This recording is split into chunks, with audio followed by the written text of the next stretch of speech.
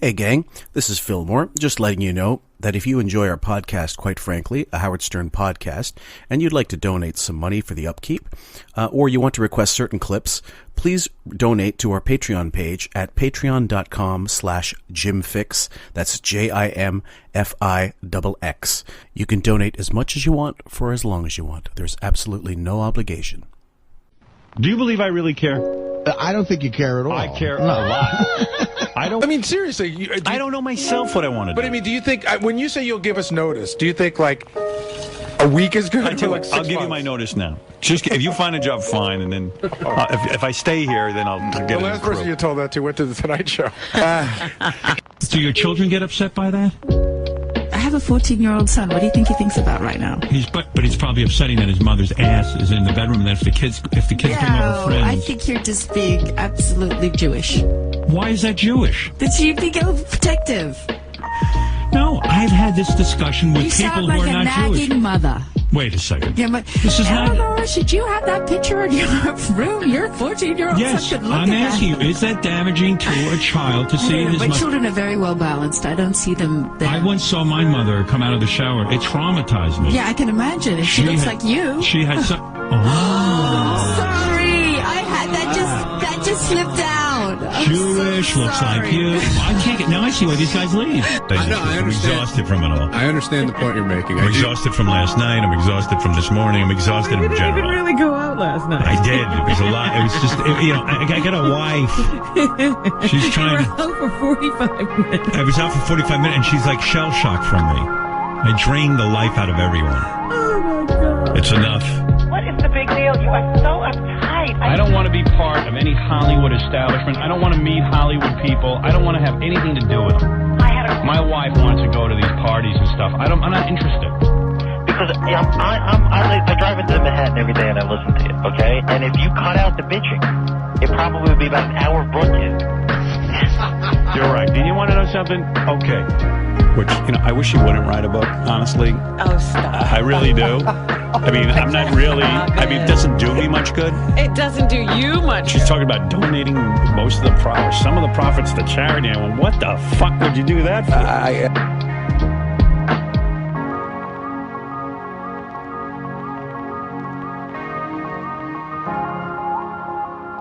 Welcome, everybody, to Quite Frankly, a Howard Stern podcast featuring myself, your host, Fillmore, a.k.a. Fillmore Fingers, a.k.a. Jim Fix.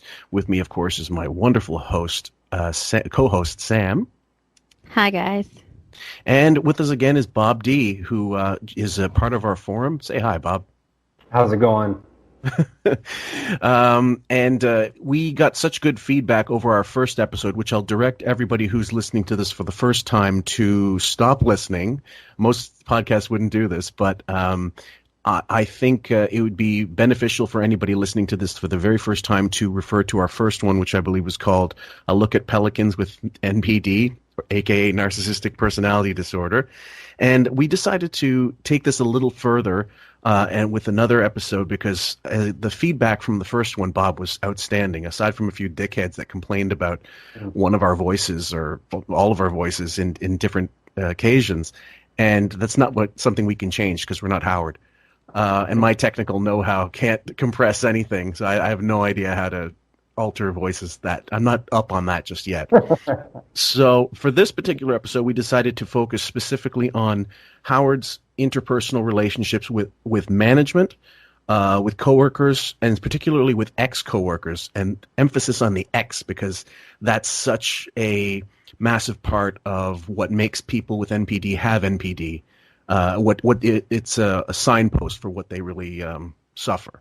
Mm-hmm. So take it away, Bob. What would you like to open up with? I mean, we can open it up with the first clip I had you pull, and just to sort of elucidate what happened, sort of the beginning stages. At this point, I don't know where him and Robin were or what the dynamic was at the radio station they were at the time, but just wanted to sort of show how the abuse begins. Within sort of I guess that would be a workplace kind of thing. So this would be more so focused on how it began within the dynamic of their workplace. So I was wondering, do you think that Howard's coworkers and, well, the rest of his staff, do you think they realize he's an NPD sufferer? Whether they can put a label on it right now, it only takes so much time before you realize something's wrong. So once you sort of see these first clips, I can explain sort of the trajectory of how it goes. Mm-hmm. Because in the beginning, you don't really know what's going on. And that's why people wind up in relationships. They wind up very deep in relationships because with people with NPD, because they don't actually know that the abuse is happening. They don't actually know that this person has this condition. Hence covert, right? Yes, covert. Yeah, very subtle. Now, the original clip, I believe, dates back to, 97, 98, late 90s, I guess, or mid-90s even? Yeah, it sounds right. Okay. And the key word Howard uses is nourishment. So each one of these clips is called Nourishment Part 1, Part 2, Part 3, Part 4. And they're really short, and we'll just start on with them. And you guys can listen along with us for fun. Oh, Sam, yes, go ahead. Do you know how thrilled I am that I'm not going to have to read titles today? Yeah, these ones are very flat out. I didn't bother trying to be witty with these because there was no point. I said, I know Howard didn't mean to do that. Yeah. How'd I insult you? One of the it really hurt me. What'd I say? If I thought about it, it could really hurt. What was it? What'd I say? Tell me. Last Friday when Gary said to me, "Oh, you can't go out to lunch with us." Yeah. And I said, "No, I just have some other things I have to do." Right. And you said, "Yeah, better she go do that." And Gary said, "Why?" And you said, "Oh, I can't wait to get away from the people I work with." Yeah, of course. I was like, "Well, gee, thanks." I don't work with you, though. You know what I mean I work with. I mean like Tom, and you know who I'm talking. They don't even act like a jerk. Who was I going out with? Don't be so sensitive. I wasn't going. That clip's almost done, but I just wanted to stop it up before we get too far in. There's the 30-second rule for fair play, even though this is so old, I don't think anybody's going to give a crap. Come on. You were talking about us. No, I sort of took that as a dig, especially. Oh, really? Gee, I'm sorry. I don't mean. I might have meant you, Papa Fooey, but not Robin. No, you did. You meant me, Jackie, and Fred. No, I like hanging out with Jackie. Jackie knows that. Okay. So first clip. Is this is you? This is one you wanted me to point out. Yeah. So, if you listen to the clip, he's basically. First off, the way that he deflects here is he's saying, well, I'm not talking about you. I'm talking about other people I work with, because every time that they abuse or they say something, there's always plausible deniability. Mm-hmm. But he wasn't talking about Tom. He wasn't talking about those other people. He was talking about Robin when he said that, right? Mm-hmm. So the way that they kind of abuse and string these insults together is they set it up so that first off they're going to have plausible deniability, but it's also couched in a way that he's sort of, remember, NPD is always rooted in abandonment, and so he's sort of like threw out this insult in that we don't need her, right? So there's this sort of abandonment kind of insult that was thrown there. Is like, so who cares if she doesn't want to be here? It's always this emotional communication. So the way that he's able to sort of deflect and take away from that, it's like he's able to sucker punch somebody, and then he's able to act like he never threw that punch. So the people that are being abused, whenever you're in these scenarios, they're constantly confused because it's like they're getting punched in the face, but then when they come to the person, ask why they punched them. Oh, no, I didn't mean to punch you in the face. I was saying this about X, Y, and Z. So people are never really able to gain their ground because every time that they say, well, you just insulted me, and even heard Gary there say, hey, I took that as a dig. Like everybody that heard that said, like they're pretty much, you were just saying, fuck Robin. And he's like, oh, no, I wasn't saying that. So people are constantly confused by this kind of abuse because every time they get hit, they say, oh, no. And there is a level of plausible deniability there. But over time, with people that deal with them, start to figure out, like, no, I'm not catching residual shrapnel. Like, they're saying that about me. You didn't hear me call you a cunt. Exactly. That kind of thing. Sam, you wanted to say? I think it's interesting that he, instead of caring about her feelings, she's being honest with him about how that made her feel. And he initially doesn't deflect. He says, "Oh, God, you're so sensitive." So that's acknowledging the fact that you did say that. Yeah. By the way, the two favorite phrases of narcissistic abusers are "I'm just kidding" and "quit being sensitive." Those are the two biggest things they always say. Right. Either way, I'm kidding takes away it's supposed to meant to take the blame, take the culpability out of themselves, off themselves, and then "you're too sensitive" is to basically put the blame on them. They're the ones reacting poorly, not me. So go on clip number 2, nourishment part 2. I work with you, that's all. I can't tell you how many times, like sometimes I'll be back in the office, like complaining about something. Wait a second, are you talking about Gary work? Even at work you don't nourish me. Right. So I've been complaining about something, looking for a compatriot, and Gary just kind of zones right out when I start complaining. You're I just go, right. Yeah, I am for you. I support you. I'm loyal to you, but I'm not going to sit there and kiss your ass every available moment. No, it's I'm honest. You know something? It's not. You're so stupid. You don't even get what I want. You want me to? I want to hear your thoughts. No, I don't want you to agree with me. I want to hear your thoughts on it, but then you just zone out. Now, Gary's right, though, isn't he? He is exactly right. And by the way, Gary is not zoning out when he's doing that. Gary is setting up a boundary saying, "I'm not going to agree and trash whatever you're wanting to trash right now because I don't agree with you." Mm-hmm. Well, you also you don't know how they're going to react. So I think probably at this point, Gary realizes, "Oh no, here comes this tightrope I have to walk again," like along the lines of what's this wrath going to be, what the aggression is going to be, depending on how I respond. So instead of, he's using a tactic, like you called it gray something? Gray rock? Yeah, I was going into that after the clip is done. So it's like, so you said there's options with NPD people. If you can't cut them off, you have to develop some sort of defense. So I think maybe this is Gary's way of just defending himself from emotional abuse. You're exactly correct. And when this clip finishes out, that was the whole point of this clip was Gary's basically not reacting, and that's one of the worst things you can do to them because they're driven by attention. If you recall back to the first podcast, if you recall back to Narcissistic Supply, it's just basically attention and it's validation. So Gary's just saying, "Hey, you might think that like I'm zoning out, but I'm just not agreeing with you here, and I'm not going to partake in whatever your agenda is." For a later example, you can bring up, and we will play some of the bro fight later on, where Artie just lets him kind of rant and rant and rant. It's almost like yada yada yada yada. Okay, whatever. And then when he does zing him, he gets he doesn't get the reaction he wants because Artie's taking him to task. He's really hoping for, "I'm sorry, you're bad, you're my bro," whatever, and it never happens. Yes, and Sam. they hate that. What type of behavior will garner the most wrath?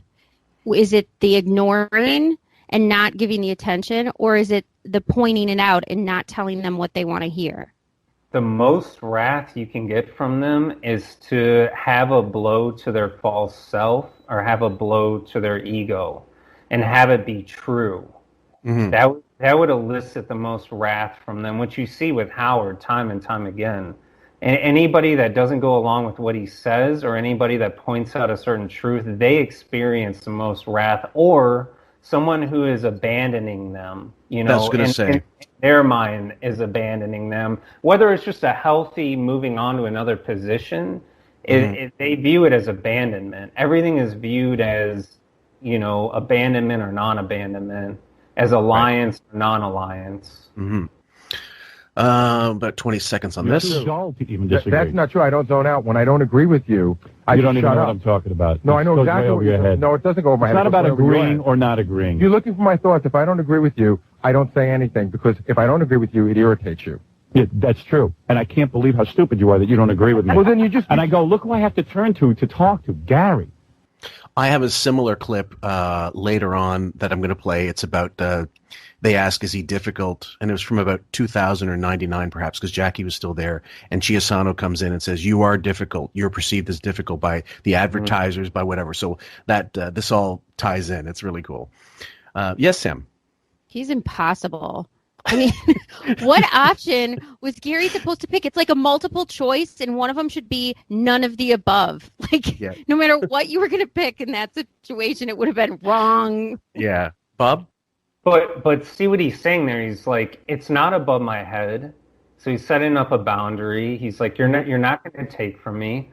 But if I don't agree with what you're saying and I don't go along with what you're saying, you reject it. So in a way, Gary subconsciously or whatever's happening there, he's actually grave rocking him, which is a technique that narcissists hate. It's just where you don't provide a response.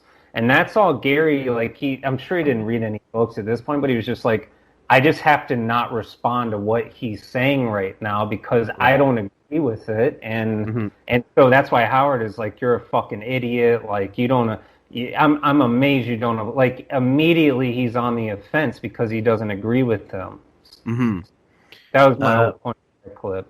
Sure. This one's called Nourishment Part 3. Delabate. And then he has this annoying move when he doesn't agree with me. He just walks away. No, I just don't say anything. He doesn't say anything. And you know what a dullard he is? Oh, boy. I have just wasted my energies confiding in Gary, waiting to hear his thoughts or to hear something, and the dullard, this nitwit, just walks out of the room.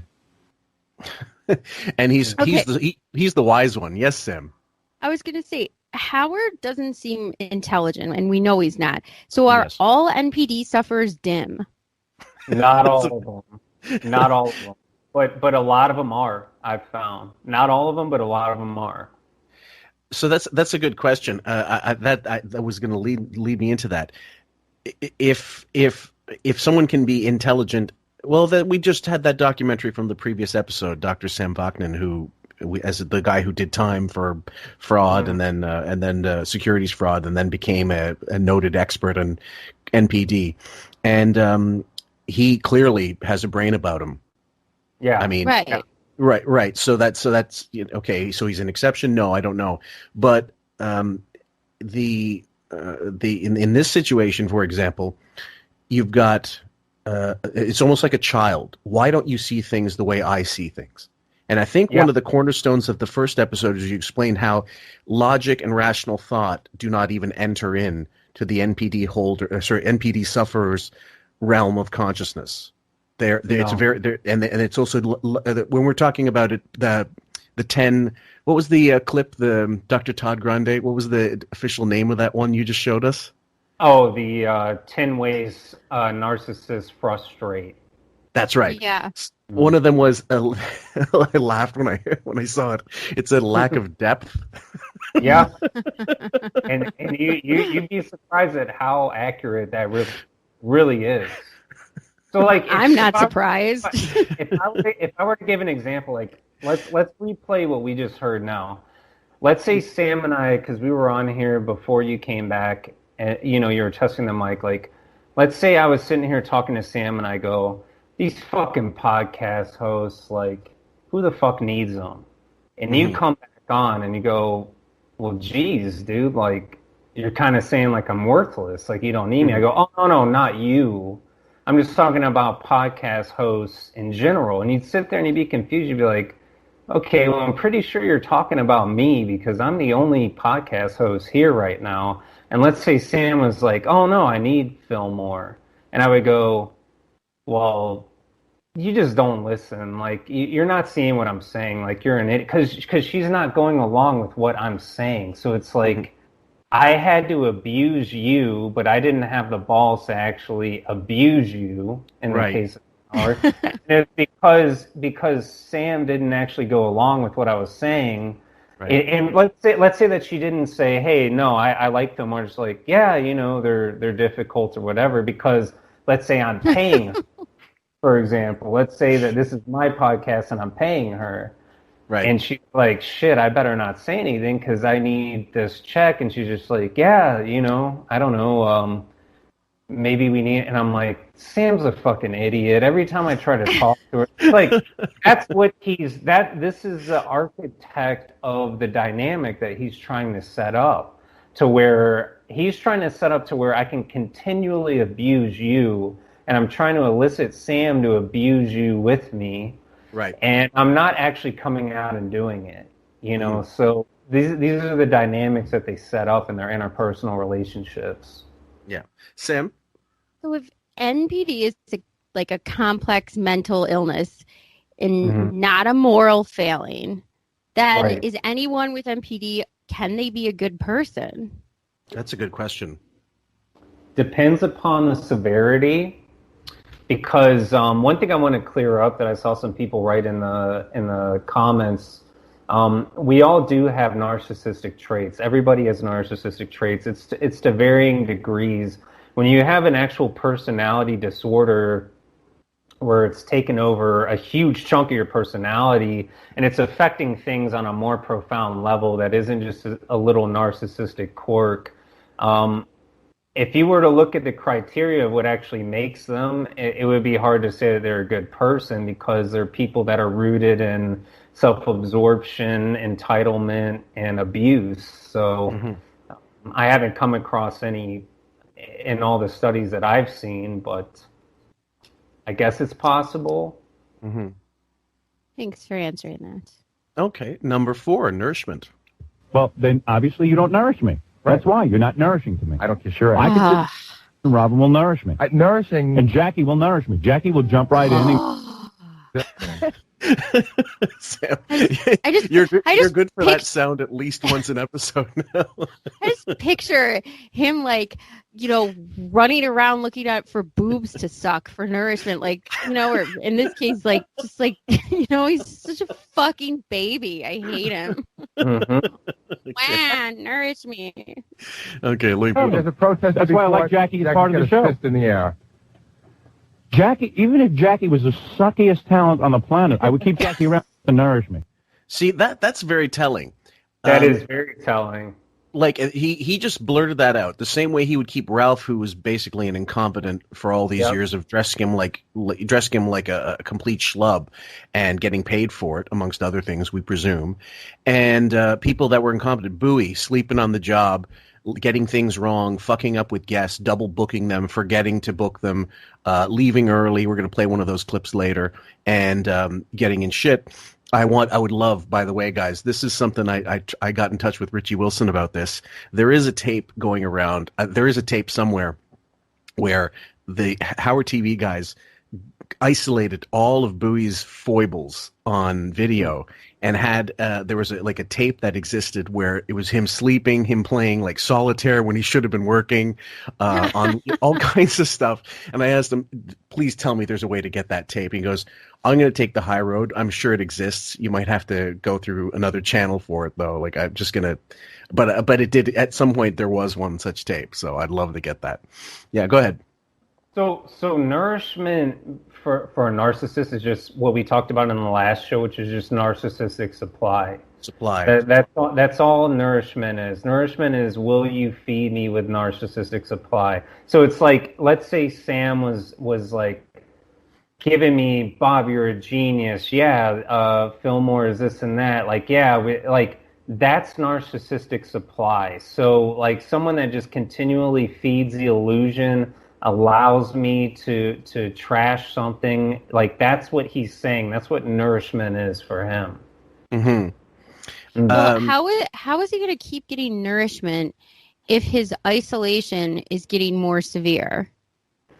Well, that's why he's becoming more erratic, and his questions towards the guest are getting more and more abstract and more vindictive and self-centered. So in this case, isolation is doing him in, regardless of how many times he's supposedly calling his therapist.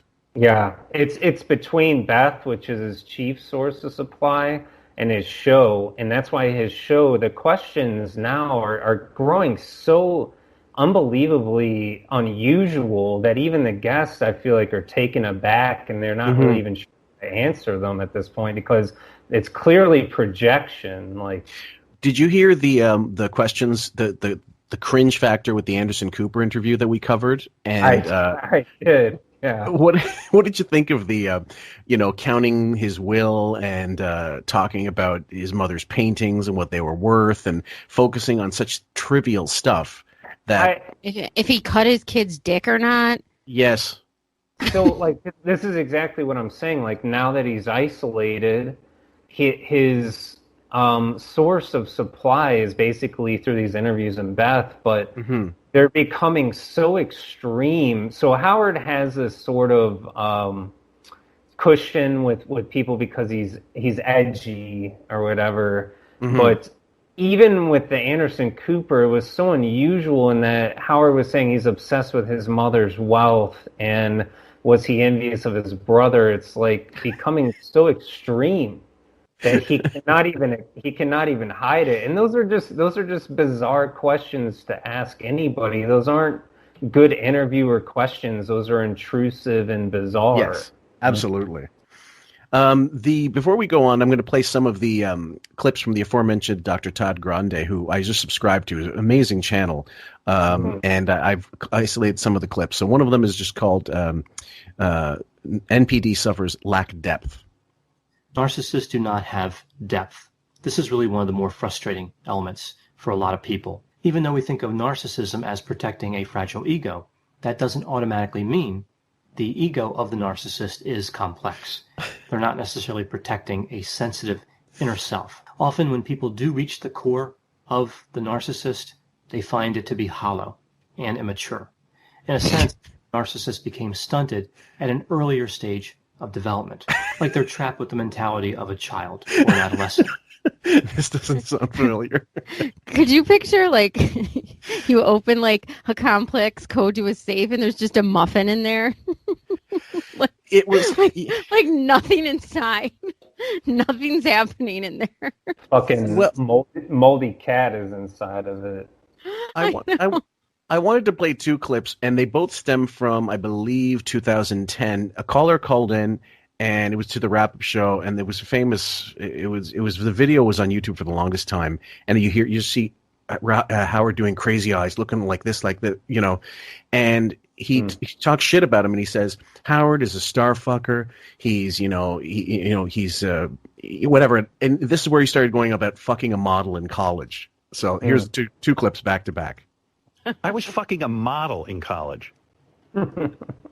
Boston University hated me. It gets me every time. So let me play that one more time. Sorry, Sam. I was fucking a model in college.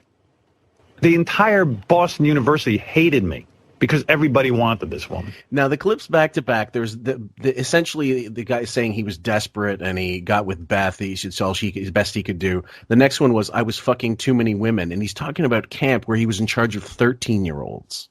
So now he could be referring to counselors. And then he brings up the name of one of his camp buddies who does have a website. I've seen it. He probably retired, but he's a lawyer. He's like a properties lawyer or something. Get a hold of a guy, Woody Belkin, who used to be my boss upstate New York, who almost had to fire me because I was fucking so many women.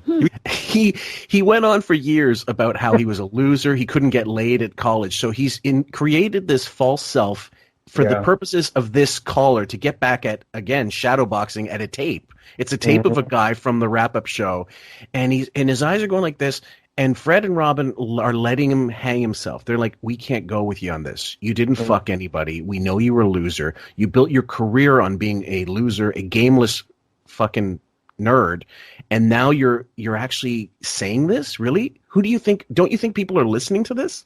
And I'll play the rest of it. You think I'm a big loser and I met one woman who will fuck me? And then I changed my personality? You just irritate me. You think I never got laid?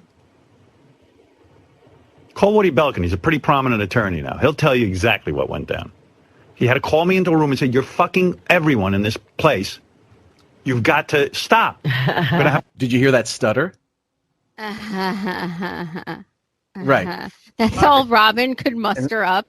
Stop. Robin's like, so you guys ever like been on a first date or you brought a friend around a new friend group and they're nervous, they don't really know how to respond, and like and you kind of curtail what they're saying. So you're like, oh yeah, they're super into this or that, or like they'll say something weird because they're nervous, and you're like, oh no, they mean like that's how I view what Robin is. She just kind of recognizes where Howard is going into the zone, and sort of like kind of fills in to like cut the tension, or she's like the person that's constantly introducing the new friend or introducing the boyfriend or whatever. It's like, yeah, they're super into this, or yeah, they've been through this or that. Like she's just there to sort of curtail his bizarreness. Is sort of how I've seen her throughout the years.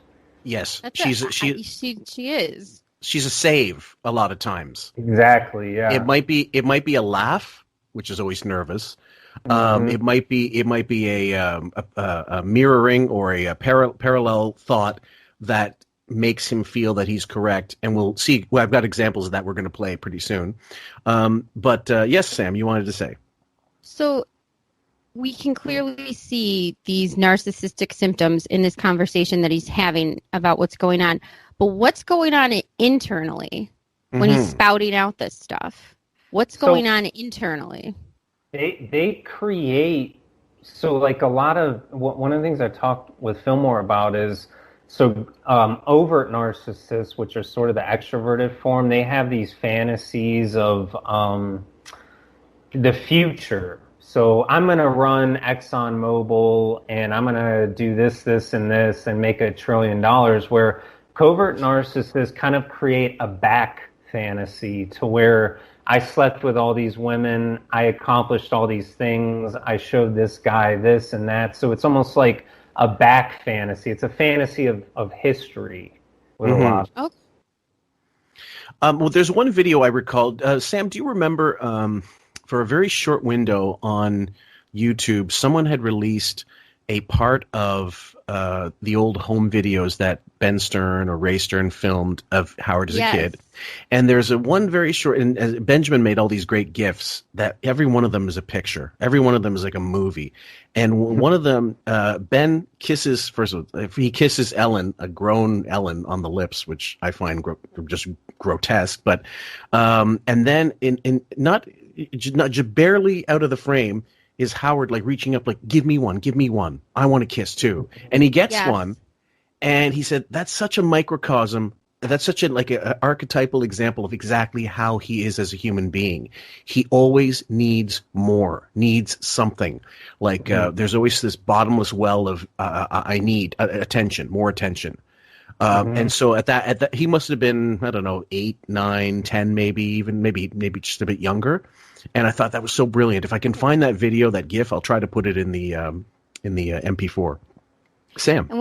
And when you know how now though okay, so we wanted the kiss from Ben back then, but now when we think about him, Ralph. Now we think about him wanting. He'll go flip through a magazine, and before, like, of course, we think it's part cocklust when he's going about Orlando Bloom and talking about him on a surfboard naked. But part of it is he wishes, why aren't I on the surfboard with him? And then he starts like talking shit about her bikini, looking like a frump, and she's a dump, and he could get anyone he wants. Which will take us into the next clip. But go right ahead, Bob. You were going to say. Yeah, like they can perceive a slight just from not getting a certain amount of attention, just from not getting a certain amount of praise. And that's why the second that Baba Booey or whoever goes into the studio, they have to give him a bunch of praise before they say something, because they're like, even not giving them enough praise, you can meet the wrath of hell. You know, that's what always keeps people on sort of a slippery slope, is like, not only have I not met their criteria of why I came in here, did I praise them enough? Did I give them enough credit for this, for that? And like, that's enough. I want that cock in my face right now.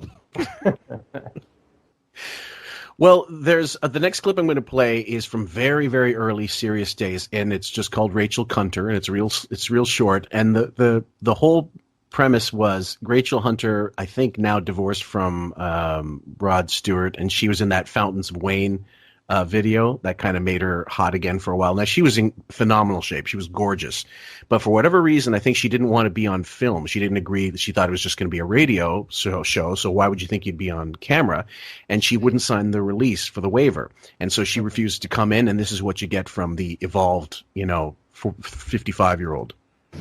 Wait, I want you to leave mad. Because I'm not. I do. But Tell her to get her fat ass in here. Well, there she goes. Elevator door Give closed. me the goddamn microphone. I'll She's go gone. Get her. She's gone. Fucking cunt. Oh my. I mean, really, who the fuck is she think she is? Who the fuck is she think she is? She's nobody. She married Rod Stewart. Get the fuck out of this building, you cunt. Well, it's 8:05 now. She's scheduled to leave. Yeah, I mean, really, she is just a fat ass. I am so sick of her fat ass. Honest to goddamn, I am sick of her fat ass. Okay, so this is a sort of abandonment on a very minor scale. He's had guests not do no shows. He's had fuck ups from Gary, like, so-and-so, Ben Stiller was supposed to come in. There was a mix up, blah, blah, blah. But this was early on serious, so I'm sure he was just like, this is making his big experiment look like a huge failure, right? A guest has chosen not to come in. And also now he's got to do work. He's got to vamp. Meanwhile, if she didn't come in, he now has all this time to talk shit about her and creating content. Ironically, but that's really just that was her against his false self.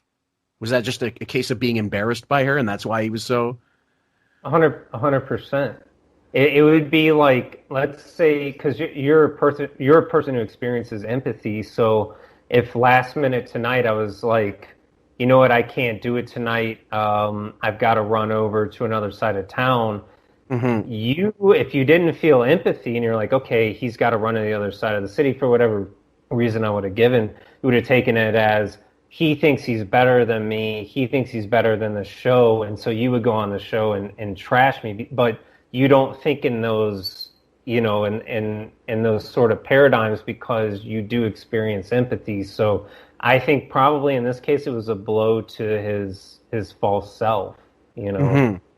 I mean, I couldn't even imagine, now that you said that, I was thinking, so Saturday we were supposed to record, and I had a personal issue, so I had to message Fillmore and say, okay, can we please just do this next week? Not one part of me was fearing saying that I have something going on and I can't do it. You know what I mean? I can't imagine having to tell Howard, listen, I have a family emergency. He'd kill you. Yeah, they don't feel empathy. Imagine the anxiety that would cause. Exactly. That's what I'm saying. That's why everybody around him is on a slippery slope. And everybody is constantly feeling anxiety, and everybody doesn't know what they've done wrong, what they have done right, So it actually taxes your central nervous system and depletes your physical well-being over time, depending upon how much you're around them. Well, the next clip. Hold on for a moment, guys. I'm going to see if I can find it. I thought I did have it. By the way, calling her a fat ass, she's a supermodel. You know what I mean? Like, yeah, you're sitting across from Robin, by the way, which I don't know what kind of shape she was in at that period in time, but you're just fat ass. What?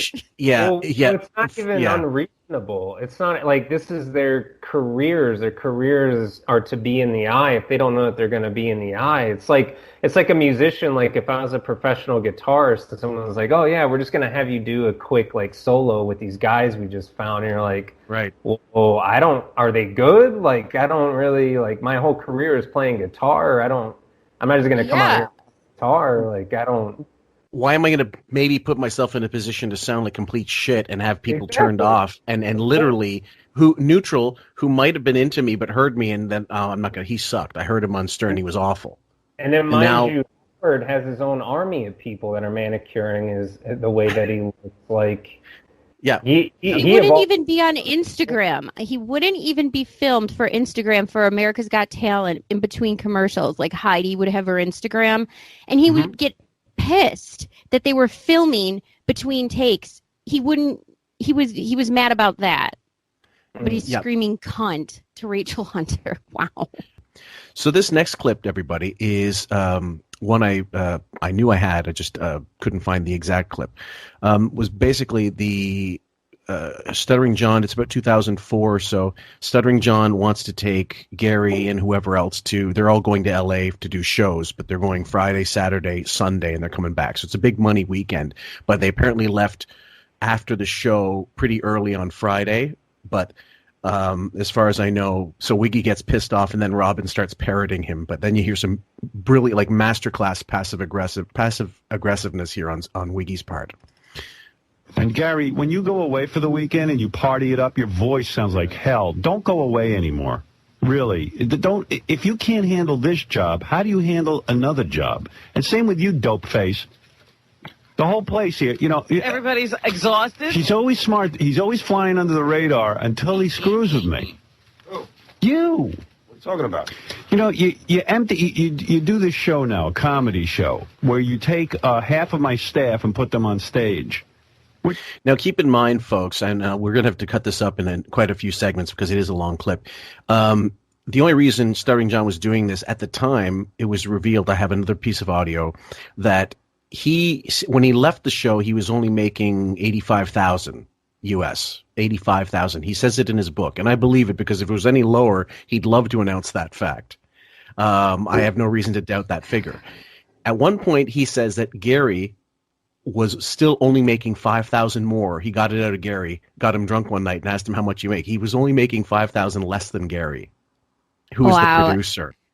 I can't imagine my boss calling me dope face, duller, dummy. I mean, like, this is just, I mean, it's part of the show and the shtick, but you can tell when it's shtick, and you can tell when he's fucking so serious. Right, and the real reason he's pissed is because they're asserting a kind of independence because they're going and doing these gigs and making more money, and he knows they need the money. He's not willing to give them money.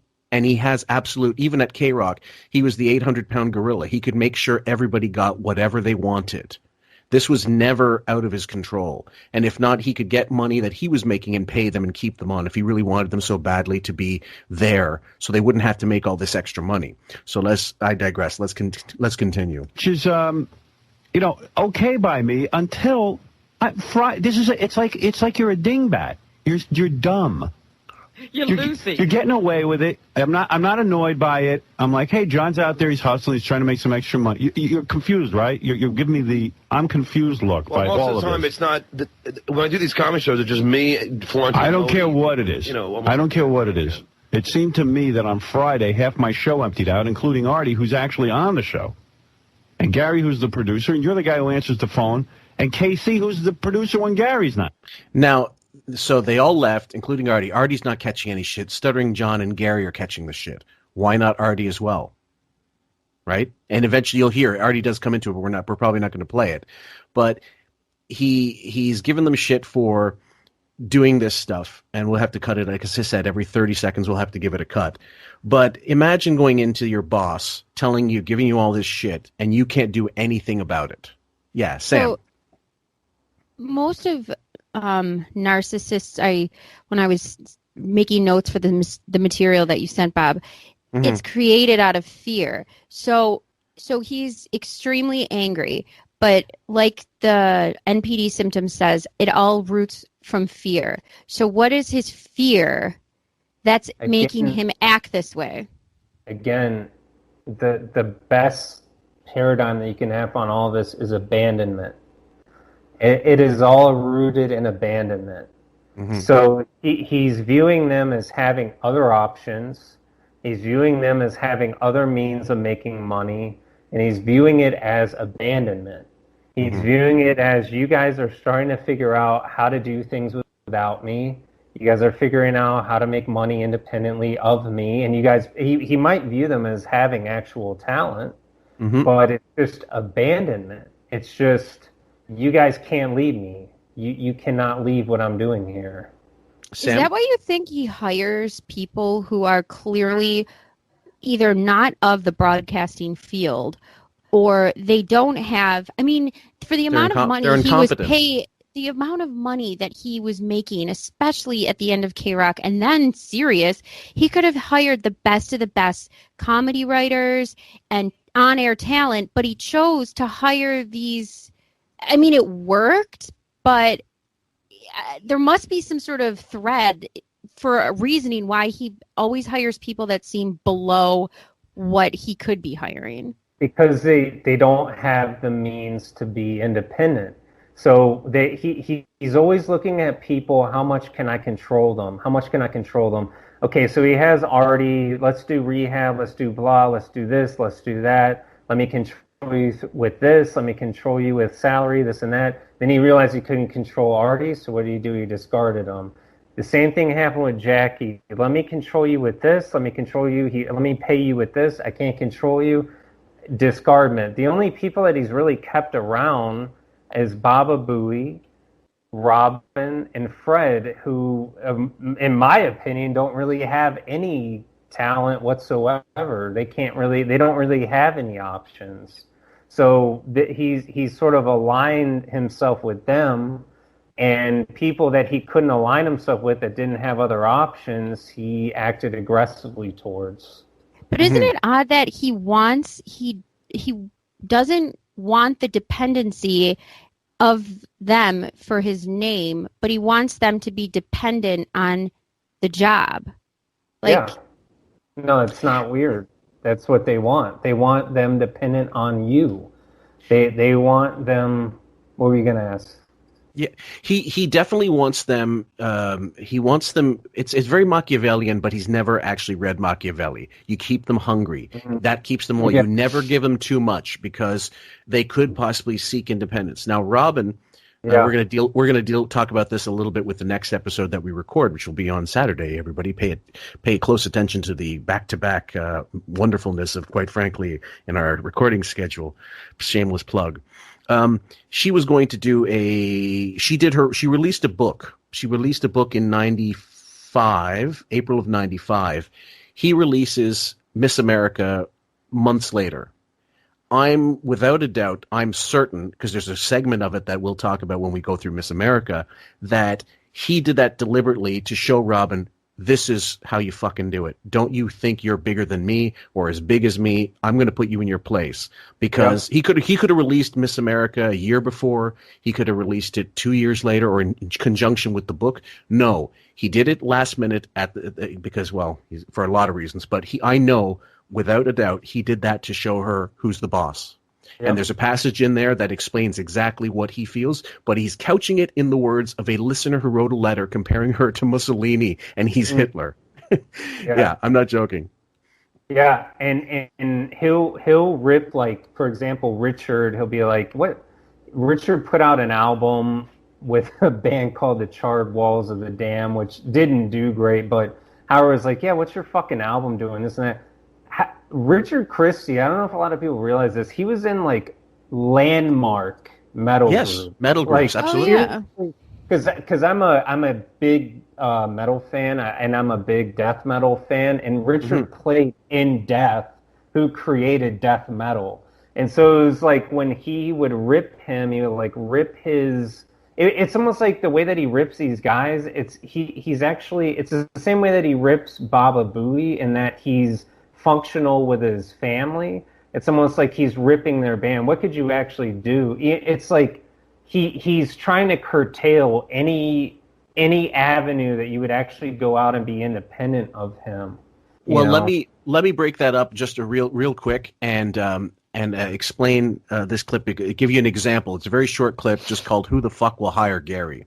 So I have to open this up in a separate window. So it's probably going to break your eardrums, guys. But just bear with me. I mean, Gary's got wife and kids, and if I leave, who the fuck is going to hire him? Okay, that's just a microcosm of what he does to Gary. He erodes his self-confidence in everybody's to such a point that you have no recourse but to stay where you are, because that's what he wants. He doesn't want you leaving, and when you do, you're dead to him. No, it's abandonment. I keep coming back to this point. It's abandonment. You leave me, you're abandoned. Who's going to hire you? There's nothing out there. Like, that's the way that they communicate at all times. That clip, by the way, was just to give people some context, the idea of context. That was during Gary's book publicity tour in 2010 when he was making the rounds, and he said shit like, people, all I hear about is, they call me Baba Booey. I don't give a fuck about Baba Booey. Now, Artie was gone at this point, and Gary was doing a minor book tour for this book that really was shit. I don't think we'll even bother reviewing it. And he couldn't even give him that little bit of, good for you. It's a guy on my show doing something that will hopefully get more attention to the show. He couldn't see it that way because he's a narcissist, I suppose. Yeah, Bob. Well, remember the clip that we ended on our first show when he was telling Artie, you fucking go out to LA, they're not going to let you snort heroin. They're not going to let you do this and that. Like, they're going to shut all. It's abandonment. Every time they're threatening you with abandonment, that's the way that they speak. That Baba Booey, the book thing, that's funny because I just posted that thing on our Facebook page, and it's a picture of Beth with a cat, and Howard reported that their pets were taking up all of Beth's time. Oh, no, wait, wrong one. I'm sorry. It was I'm sorry. Hold on, wait, cut that out. Got a couple pets. Here we go. Howard said Beth teared up while reading Gary's book over the weekend. She was crying. She was very moved by the story of Gary and his brother, but Howard did not feel the same way. He was still angry with Gary for granting a show-related interview to Us Weekly. He's a yenta. When he gets on that phone to the press, and that's what I begin to worry. Yeah. So it's like, we're talking about Gary's brother dying. Why are you not talking about me? Me. Like, that's how they think. Why are you expressing emotion towards anything other than me? Right. It should be me. Right. So the continuing the original clip, guys, I'm sorry to go bouncing from clip to clip, but sometimes we have to do that. The gist of this clip is there's shitloads of it, and that's why I wanted to use it. He talks about if you're not on this show, you're not getting these comedy gigs, which is true, but there's no need to rub it in their face. They're fully aware of it. Out here. So Friday, I'm sitting and doing the show.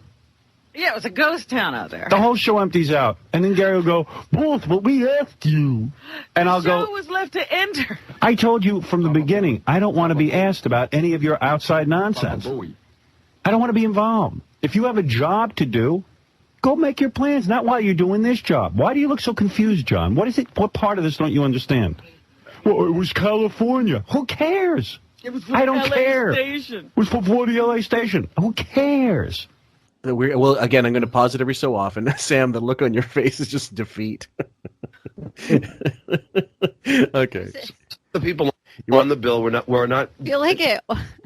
I feel like an old bicycle tire in the garage is like deflated. Like all the air is done. Who cares? So I don't know why I'm the only. I mean, who cares? Requested from now listen to them. Listen to Howard continually. Like, I don't want to talk about it. I don't want to. It's my mandate. It's my train of thought. Don't disrupt what I'm trying to say. I don't give a fuck what you guys are doing. He does give a fuck. He wants to make sure it doesn't take them away from the show ever. And he cares a lot. He cares a lot about what they're doing. So it's counterintuitive. He's not actually. It's not counterintuitive. It's he's not smart enough to get out of his own way when he talks about I don't care, because he's actually projecting the opposite. I don't want to hear it. A lot of you don't get it. All right, you whatever. Always argue with me. In other words, I didn't book Gary on the Gary's mental. You're mental. You don't understand, Rob. You're I'm saying all I didn't mental. book everybody from here on that show. It doesn't matter, John. So then why am I the patsy? I'm talking to you. I'm talking to Gary. You arranged everything. Who arranged the flights? I didn't arrange the flights. So they're getting into semantics, but there's Robin backing up her boss because she doesn't want to be on his fucking bad side, and she knows internally he's going to need that backup, and she knows where her bread is buttered. By this point, she's well and truly up his ass, and while she will take him to task sometimes, there are those opposite times. Most of the time, she's there to just parallel his thinking and reiterate to people, if you didn't get it, here it is in stereo, shithead. So. Let's continue. So Gary told me you arranged the flights. Gary knows I didn't arrange the flights. No. Listen, don't ask me anymore if you can leave early to go to California on a weekend. I'm doing a job. This is the job that pays all the bills. Let's for me, put it anyway. another way then. When you were told your flight was at 11:30, what did you say? We raised hell. That was You raised hell with who? You heard me screaming. Who booked the flight? Who did you raise hell with? The guy in L.A. booked the flight. So tell him you can't do it. On a plane we weren't supposed You to be on. couldn't leave at 4 o'clock? Oh, that's right. You had to get to the Laker game. It was a plane. Listen to me. We weren't supposed to be on, Gary, right? I mean, it was. I don't care. That's not my problem. I know. You got a job here. Yes, Scotty, I was you want to go crazy work in about it. California, you leave on Friday. You leave Friday afternoon. What time is? So they left sometime, whatever, maybe just after they finished or even before. Because John was famous. He had that noon show. I forget what it was called, but he pre-recorded it and then just recorded 10 minutes of him saying, hey, here's Paul from Bayville saying, I want to hear Stained. And then he used to brag that he would get home before noon and have a beer and listen to his own show. And he got paid for that. And he was such a fucking chiseler, lazy shit. So much has changed. Yeah, if you listen to his podcast, you'd never know. His work ethic is stellar. Again, we keep going through this, but it builds to a crescendo. Supposed to be done noon. Usually we leave at 1, but they put us on a leave flight. At 1. I thought you worked till noon. They put us on a flight we weren't supposed to be on. It caused an incredible amount of agita for me. What? They put us on a flight we weren't supposed to be on. So you say I can't go? The deal's off. I won't. At that time, what time do you guys remember the K-Rock shows? When would they typically end? Oh, yes, and 6 to 10. Yeah, 6 Right. to 10:30. So, what in God's name do they have any reason to be there after the show's done? No, for sure they were probably completely in the right. Nothing was actually being done after that point. On a Friday. If I were to guess, Was it 6 to 11? I thought it was 6 to 10 or 6 to 11, and they would have had to leave. It was to 10. What 1 o'clock flight, domestic flight, you got to be there an hour early, but to leave, to get there in any kind of time, I don't know what it takes to get to the airport in New York. You would have had to leave way earlier, like maybe 10 o'clock, like as soon as the show's over or before. So either way, he's pissed because it has nothing to do with the fact that they went early. It's the fact they went, period. Guys, Yeah. let's all settle on But that. he's taking it. But he's taking the fact that that they even are doing this as a personal insult. Yes, to absolutely. him, which I don't understand. But again, this is the disease of not understanding because nothing makes sense. Yeah, no, it's all rooted in emotional thinking, and the way that he's viewing this is a threat towards abandonment. That's all this is right now. Like they always want a sweetheart deal where they're giving you the raw deal. They won't supply you with whatever kind of salary you need, whatever it is. It's almost like a romantic relationship that's open, but it's like they just want sex whenever they want it, and then you're like, oh no, we're in an open relationship when the person's like, oh, I want some commitment. And then when the person's like, oh, I just went on a date with a couple of people, like, oh, you went on a fucking date? Like, you're a fucking whore. And it's like, okay, well, you're telling me I'm in this and this. You're Sounds not like a giving me dream. security and this security. That's why these, and we'll go into this probably in another podcast, but that's why these fucking people are so bad in business. When you guys are talking about why do all these businesses fail and all these products fail, because they want these sweetheart deals where they put up no money, Yes. they put up no risk, they put up nothing. And I've seen this with these people a lot, and you ask me, you're like, well, why would anybody make a deal where they front all the capital, do all the work, do everything, and like you just get to get the fame off of it? Like, that's not how business works. And so, but that's another topic. It's funny. Somebody on Twitter just messaged me not even 5-10 minutes ago. What happened to Porky's, the remake? And I said the same thing happened to Howard Stern, the high school years, and Doomsday. He wants someone else to put up the money and do all of the effort, and he gets all the glory and the money. Isn't it also too because he fears deeply of coming up short? His fear of this is why he sucks on television and those projects never get fully realized because fear of inferiority. And fear of self-criticism and people are going to be judging him in a different way. And humiliation, fear of humiliation, and all of that stuff exposes possibly the mask. It possibly will let it come down more. The false self. Well, he gassed up private parts of the movie so much that it couldn't help but fail, really. He'd been better off underselling it and saying, you know what, we made a little movie, we hope it does well, very humble, whatever. It would have turned fewer people off, I think. I don't think it would have changed anything based on the result we got. But for him to address the fact that the movie was such a bomb, I don't even know what that did to his ego, what that would have done to his sense of false self. He put it on the company. He said they didn't put enough money into... Like, they will never take that on the chin. They don't have that sort of empathy. That'll never happen. It's always somebody else's fault. They either didn't put enough money into the marketing, or this didn't happen, or this didn't happen. And again, like, when you look at how they are in business, especially covert narcissists, they want every deal to just never be a traditional business deal where both sides have risk. Both sides have something involved. I'm just speaking as someone who's been involved in business. Like, both sides have something at risk in a good business deal, and you want to minimize risk on both sides. They don't ever want that. They want a thing where it's completely lopsided, and at the end of the day, if someone's talking about real money, which is what any of the projects he wants to get involved in, they're never going to take those things, because no one's ever going to want to take something where it's all risk and then they have no payout, and all the payout goes out to somebody who invested no risk. Hello, Sirius XM.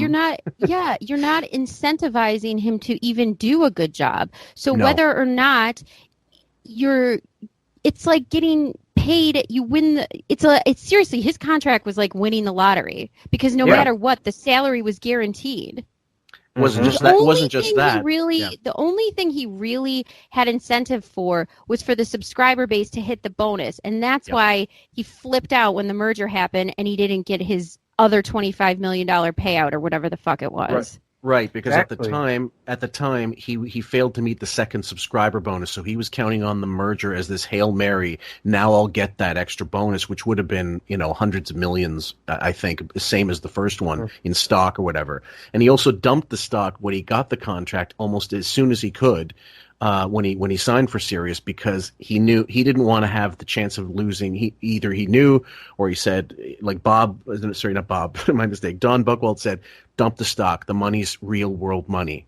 Because the stock may be worth something, the money's definitely worth something. So who would want to have someone in bed with them that had no faith in the product and decided, I'm just going to dump the stock as soon as possible? And yet later on he would claim, I should have been made a partner. I should have been made whatever. You didn't put up any of the fucking money. Why would you be made? He said the same thing about Infinity. I made this station. I should have been made a partner. Were you going to reimburse the other shareholders if it failed? No. So exactly. Did you take a $500 million risk? I mean, that's how he talks about how much he's a business guy. I mean, that's business. Like, if you take a $500 million risk, then you get the reward. And I'm sure just knowing business, I'm sure he was given that opportunity to buy in at that point, and I'm sure he rejected it because it's scary. It's a scary thing to put up $500 million. But this is the way that they operate. They don't ever want to actually take a risk. They want everything lopsided, and I see this with these people time and time again, because they always want these deals and they never come through, and then they wind up complaining that they weren't cut in on certain deals and they should have been. And it's like, but it's just protocols of business. Like, you're not going to have somebody take all the risk and then offer you all of the reward. It's just not how business works. I'm going to play this one a little bit forward. My whole show emptied out on Friday. Hey, Gary, where are you at? You're supposed to be the guy in charge. You don't know how to book a flight? I didn't put it together. Who put it together? The guy in Los Angeles. Who's he? So passing the buck now, because they know they don't want to get any more shit. Hey, what's his name? Howard. Why am I involved with a guy from Los Angeles? Can I ask you a question? And sure. I'm not trying to... Yeah, go ahead. I'm not arguing with you. I'm not... Go ahead. There's a lot of times when I'm here a lot later than I'm supposed to be and work. I don't care. You know what I'm saying? That Listen to that. Gary's trying to justify it, say, look, I put in so many hours more than I should, and I didn't think this would be a big deal is basically what he was trying to get at. But it is a big deal. Bob? You see how it is in the early days where Gary was trying to justify it, and then over time he's like, it doesn't matter. This guy's thinking from an emotional place. There's no reasoning with emotion. So in the later years, he's just like, I'm just going to let him say what he's got to say and not really react to it, and that's just going to be how. Yeah, exactly. And they hate that. They want you upset. Yeah. Sam? Yeah. No, that's true. I was going to say, when he started just ignoring him altogether, just saying, say whatever you want. I mean, how many times have we heard that transition of Gary actually putting up a logical argument, and this is the emotional abuse you are met with? Eventually, you just started hearing him say, say whatever you want. I don't care. Yeah, just get it over with. Just pull down your pants and tell me when you're done. Sometimes it evens out. Gary, you had the whole office empty out. It didn't even out. I had nothing to do with that. I had nothing to do with that. Well, why don't you? Me. I'm not about them. Well, then, but then you got to say, if you're leaving, who is in charge? Now, when you found out who was in charge, you said, Casey, you'll be in charge. He said, no, I'm leaving too. You said, John, you'll be in charge. John said he's leaving too. You mean you don't know anything that's going on around here? No, I thought you were the guy in charge. I am. How do you not know? Of course you knew they were all leaving. I also Stop ticking me off. No, I didn't, Howard. I didn't say I didn't know they were leaving, and I'm not ticking you off. You are ticking me off. You're saying I wasn't in charge, but. And actually, Gary is caught in a lie there. He said, I wasn't in charge. Then he goes, I was in charge. Sam? Yeah, well, I mean, he's getting verbally roundhouse kicked to the face. I mean, who could it's like a machine gun of it's like a bullets. curb stomping of aggression and emotion. Yeah, absolutely. You are in charge. Who is going to take your place when you leave? Let's say that me and you have a deal where you say to me, hey, Howard, I need a break. I got to get out early. Fine. I'm okay with that. But then John's got to leave. Artie's got to leave. Casey's got. I'm not trying to. Yeah, Bob. So they'll use that tactic a lot, where they'll say, "Hey, if you would have done this, I would have been fine," but he wouldn't have been fine. No, not like he would have completely lit him up over whatever that was. And then secondly, when the reason why all these arguments with Gary are so circular is they're always based in emotion. So Howard's upset because of this, that, and the third, but Howard has never actually provided an example where it was like, this machine didn't work that you would have been in charge of, this guest didn't come in that you were in charge of. He doesn't actually provide a logical example. So when you try to combat logic with this emotional circular thinking, you wind up in these arguments that Gary gets in. That's why these things never actually go anywhere. For sure. Sam? At this point, I think his narcissism is kind of it's proactive. It's not so what's the word I'm looking for? It's not so malignant. Predominant? Yeah. When did this start? Do you feel like the turning point for him where it stopped being like it was just showing it here and there, like it was always there, but it wasn't so prominent, whereas now it's a complete malignant cyst every friggin' hour of the show? For me, it's here because I've studied the condition for a while and I can hear what he's doing. No, but I mean, when do you think it got to that, in terms of years? Just absolutely. I mean, it's hard for me to say because I checked out in the early 2010s, and when I came back was when I started seeing you guys reviewing the news shows, and if you listen to the news shows, I mean, it's like textbooks. So I'm not sure when it got to a point that he couldn't actually hide it anymore. I'm not actually sure because I actually left the show after the Artie years. Yeah. I'm not really sure. Good choice. But objectively, though, would you say there never was a time, or would you say it was when a key departure? I think most people would say when Jackie left or when he got married, because then Allison left him. Yeah, I mean that's a huge. And even certain calls, some clips I had pulled were when he was talking to Allison, and I just didn't think that was because I feel like a romantic kind of thing, because that's when you really see it with these people. Is when you start to get into their spousal relationships, and that's a whole nother episode. But yes, I feel like it was always there. It just was more subtle, and he was able to be more grandiose. He had the energy to be more grandiose. He had the energy to be more, because like to the naked eye, what he's saying isn't really wrong. He's just saying, why the fuck are you guys leaving? You should be, but it got more subtle and more malicious as the years went on. But I think it was always there. I absolutely think it was always there. The lack of empathy has always been there with him. His sexual perversions have always been there, you know. Oh, yes. Jesus, yeah. I know. Just like open up Miss America, for Christ's sake.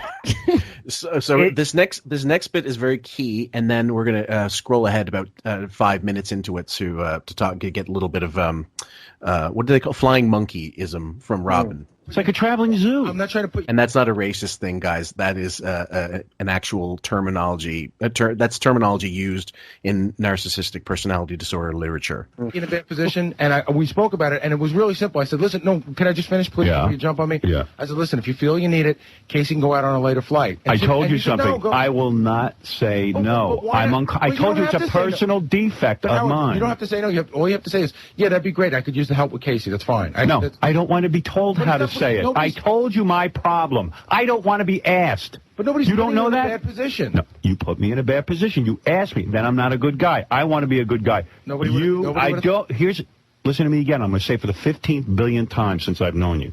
Don't ask me if you can leave early. You know what you have to do, and you know when you have to leave. Don't ask me.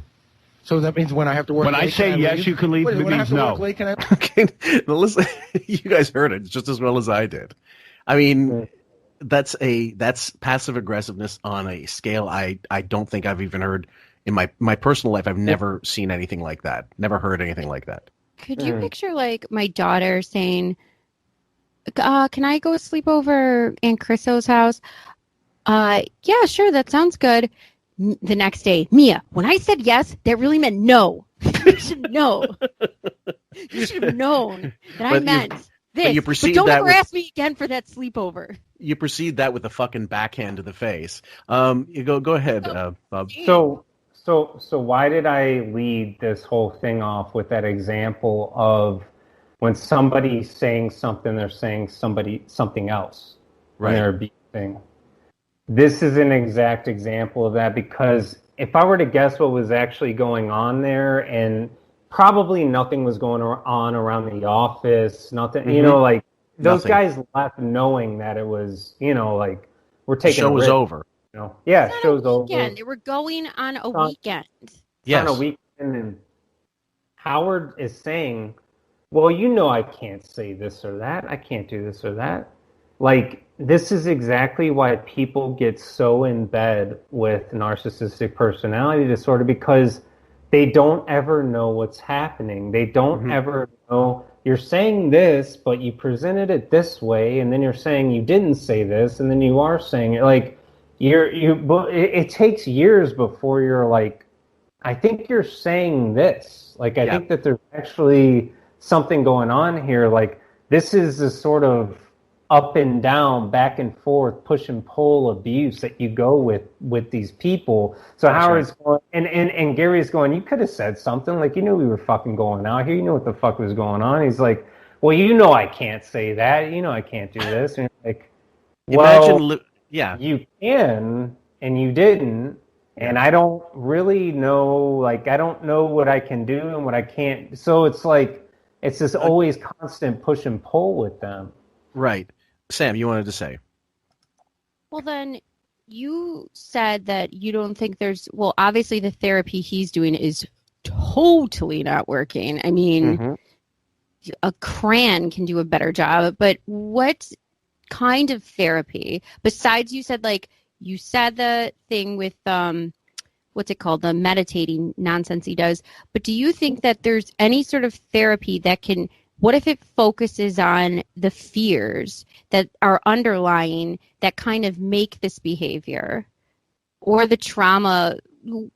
Is there anything that can kind of Can anyone confront him on these fears that make him act this way and sort of curb it? Can you confront them with this in some sort of how alcoholics an intervention of some kind? Sure. The only way that any of these people ever recognize there's an issue is if somebody says something and they bring up the topic, and they might even do it in an indirect way where they say, I think such and such has this condition, or I think you might have this, I think there's might be something you need to go see a psychiatrist. And they have to actually generate the thought themselves. Because if you give them that thought, they retreat, they go into a defensive thing. And they'll just say, I don't have this or that. So my guess as to what happened with Howard was his wife, Allison, told him, you need to go see people because it's possible that you have these features. And that guy, Howard, surrendered whatever, because they will surrender certain defense mechanisms if they'll allow you to. If they'll say, okay, this is a person that has certain qualifications. If that person says, hey, I think that you have this, and then within themselves they generate that idea, they'll allow that idea to come in and say, I actually have this. And then from there, they can sort of be conscious of it, but there's no real curing it. So it's like putting the pill in the wiener for the dog. Exactly. But at least being conscious of it might help the awareness, like that one video that you showed us. The guy clearly knew he was NPD. And when he was discussing it, he had the self-realization. I feel like Howard still doesn't. No, he does, but the condition is that severe. And that's why I want to convey to anybody listening to this that this is a severe condition. This isn't just something that some people have in certain areas and they don't have. And that's where I sort of threw the autism thing. Even though I think Howard is very aware of it, I think he knows what it does. I think he knows that he has it. And I think he knows the certain features of it. And I think that's why he was able to sort of outsmart that test that they gave him when Dr. Drew was in there. But at a certain point, you're just sort of helpless. It's sort of like a heroin addict knowing that they're addicted to heroin, knowing they're not going to get off of it, and knowing like there's certain pitfalls I shouldn't go into and that I'm going to go into these certain things. But at the end of the day, they're addicted to heroin. There's only so many safeguards that you can set up. And as you get older and it gets more extreme, eventually all that starts to come down and people just partake in whatever. I read this one article by this guy named Brad Bushman. He's a professor at Ohio State University, and he said narcissists aren't afraid to tell you they're narcissists. They're not embarrassed at all, and that's like one of the key things he said. But you're talking about overt narcissists. So the covert would be embarrassed. The covert would not disclose that. They would not. Covert narcissists are more self-aware than overt. Okay. They are actually self-aware to a certain degree. Self-aware of their flaws and their false self. Yeah. They know that it's artifice. They know something's wrong. They know that they abuse people. They know that something is off. And they just try to conceal it. Right. And they also have no empathy. They have no concern for the fact that they're doing this. It's all to initiate and obtain supply. They have no empathy. Or as he's calling it, nourishment. Which I'd love to know where he got that word, which he hasn't used probably in 23 years. And he certainly is not getting any. That was before he knew what all of this was, because all he's saying is supply, 100%. That's all he's saying. Yeah. So let's continue with this bit, because this is where Robin starts parroting in and starts going in on Gary. How effective will this conversation be, Robin?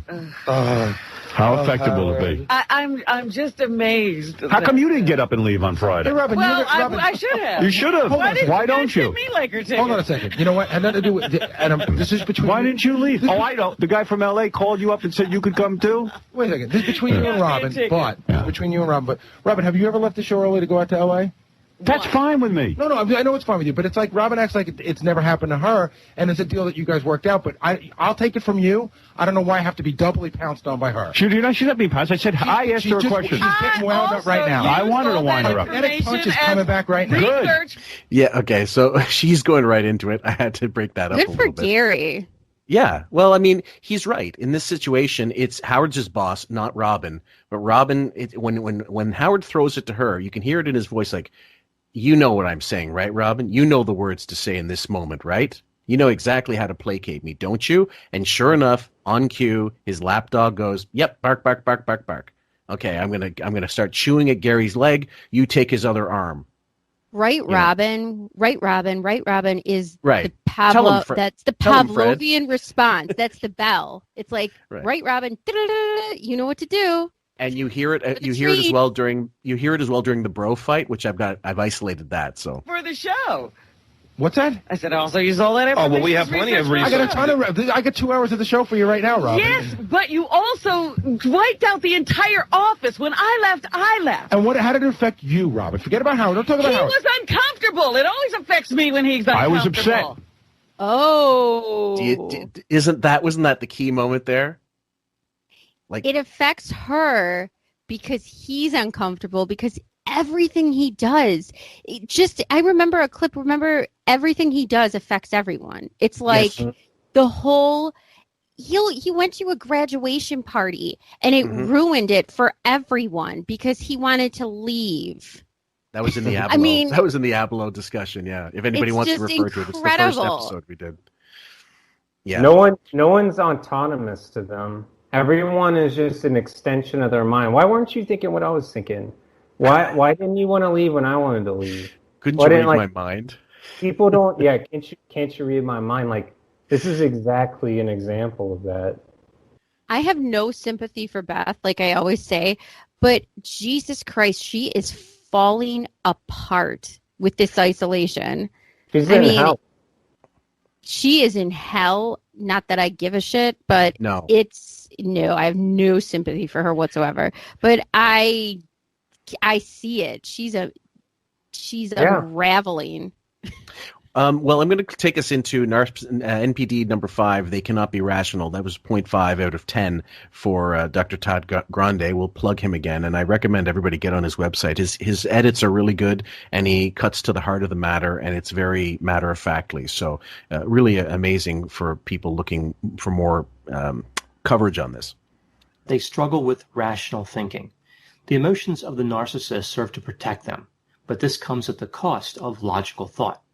Now, sometimes on issues unrelated to their feelings of self-worth, narcissists can be quite rational. What we really see here is inconsistency. One cannot count on the narcissist to be rational in any given situation. Mm-hmm.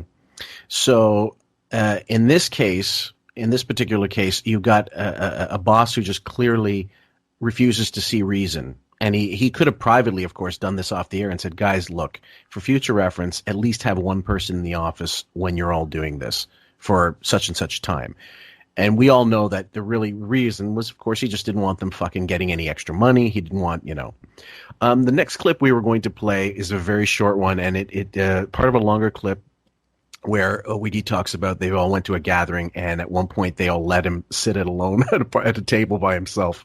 And it was funny as shit in the long form. It's on my channel, but we're going to take a small clip of it because Bob says it's all we really need. And I didn't want to be the first one to sit down. I would have liked to have waited to pick my spot. But I said, okay, look, she's having trouble. She's telling 50 people. She's almost screaming at them, go sit down. They won't do it. I sit down. Every person marched into that room to create their little environment and avoided me. It was almost like they waited to see where you were going to sit, and then they knew that every other table was available. And it was very frightening to me. It shook me up. The belle of the ball does not get asked to dance. He's like just the imagery of that fucking loser alone at a table. Do you remember the America's Got Talent, the one promo photo where he's not. It's not a promo photo. There's 2 of them. There's one where they're all kind of Howie Mandel's in these like Richard Simmons or Harlem Globetrotter shorts, and Wiggy's at the corner, and you guarantee it was because he's like, I don't want to be shot close up. I don't want to be shot on any angle that And then there's the other one where he's in the boat with Mel B and Heidi Klum, and he's doing the slunched over, like, oh, I can't even believe. Yeah, exactly. That's the image I have of this. And he's just at this lunchroom table, and no one's. It was Heidi's birthday, and everyone was having cake, and he was at the opposite side of the table, doing just like slouched over. I made a Photoshop that I put at a little Asian kid's birthday party where he's sitting there with a crown. I'm gonna maybe use that as the Photoshop for this one. You know what? Now that I think about it, America's Got Talent. No wonder why he was always jumping on stage. He was jealous and couldn't take that other people and acts were getting attention, even though the whole concept was you're judging talent, and he was jealous. Yes, and he was jealous of a dog show and a puppet show. But it's funny how it superseded his awareness of how awful he looks in any way, shape, or form, or however he's being filmed, and he debased himself just to get more attention, as opposed to going, man, I look like someone put me in a bag and beat me with a Louisville Slugger. And that, because his clothes always look like he's been in a trunk of a car overnight. They were always wrinkled up, and his shoulders were bunched up. He wasn't exactly Sean Connery. Went bankrupt. John Barbados went bankrupt. Stop giving him so much free swag, guys. All those scarves put them out of business. You wanted to say, Bob?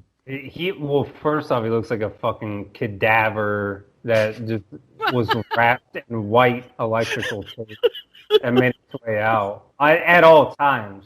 It was like a fucking idiot. But what I was going to say, so if we had a choice, we were out at a party, and I was like, okay, you can go see your friend over here that's going to joke about whatever, the Jets or the New York Islanders, whatever. Or you could go sit next to a guy that's going to listen to everything you say and maybe bring it up on air and then maybe abuse you later on, and like not really, like you'd be like, dude, I'm not going to fucking sit next to that guy. Like that, and that's what you find with these people is like over time, because people learn their lesson because they get those little, depending upon where they are, in the ranks, like you get those little burns. Mm-hmm. You're like, you know what? I'm not even like, I work for them. Right. I'm not even gonna fucking go over there. Like, just fuck it, because whatever I say, it's gonna come back one way or another, and the guy's gonna hold it against me. Like, they want you to talk to them, and then they hate you for talking to them, and then they're like, someone even talked about it in the thread of our last podcast. Like, they hit you and say ow. So like eventually over time, just no one wants to talk to you. Like, people are just like, you know what? Fuck it. Like, I'm here, I'm having a good time. Like, fuck them. Well, the analogy I'm thinking of now is, have you guys ever seen the video of, there's probably different ones on YouTube, of babies that there's a ledge and then there's a partition that's made of glass that they can feel, they're crawling, but they don't see it, so they don't go over it. Like, they're physically, they know they can touch it, but their mind is playing the trick that, oh, if you go over there, you're going to fall, so they don't go on top of the glass. It's kind of like all of his coworkers, all of his employees are like the same way. I know I can sit down next to him, but there's a fall waiting to happen. Yep. So and they're hesitant the way a baby. Great analogy. Yeah, because I mean he's King Baby. It's the reverse, except that he's the infant. Go ahead. Oh, they're completely emotionally underdeveloped, but like it's almost like one of the signs that I always tell people, and just like one of the first signs something's wrong with somebody is if somebody doesn't want a favor from you. Like, if people don't want a favor, and it's not even a big ask, but if people don't even want that from you, there's a problem with you. And like this isn't necessarily that people are asking him for a favor. It's just that like when people don't even want to on just a very casual basis interact, that means something is wrong with you. Not with them. Right. Like, and I see that a lot with covert narcissists, to where people are like I don't even want them to pick up a package I had delivered across the street where it like didn't even cost them anything. It's just like, I don't want anything to do with them, because anything that you have to do with them, they hold against you. They're always holding something against you, and they're always taking a log. Like, they're always remembering what they did for you. True. Yeah. Like a reservoir of slights, and that they're going to later on use against you. So now the favorite target these days is, of course, Simon Cowell, and we know this because he brings it up to any guest that has any remote or even direct connection to Simon. And it's not, he signed a contract with AGT to do, I think, 4 years, and the ratings went down. And there's chowderheads on my YouTube channel like, you don't know what you're talking about, blah. They're just parroting his bullshit. If you look at the hard numbers, they gained like 5 billion viewers the following finale. Like the following season, Simon came back and the ratings decidedly went up. Okay, and there's no arguing with people like that. And he's not upset that that they didn't rehire him. He's upset that he couldn't get that money again. But he's more upset of the Sony WikiLeaks email that indicated this is how it came about, and that. I don't know if I have the audio, but I'm sure I do somewhere. I'm going to dig it out, and eventually we'll do a whole AGT rundown and the embarrassment and people going in like Todd Phillips saying, enough of the fucking AGT. You're using your show as an infomercial for years, and people getting sick of it, except for Marianne from Brooklyn. Who's like, Howard, I love you. Like he could spit roast a set of triplets, and she would go like, I loved it. They cooked so well, Howard.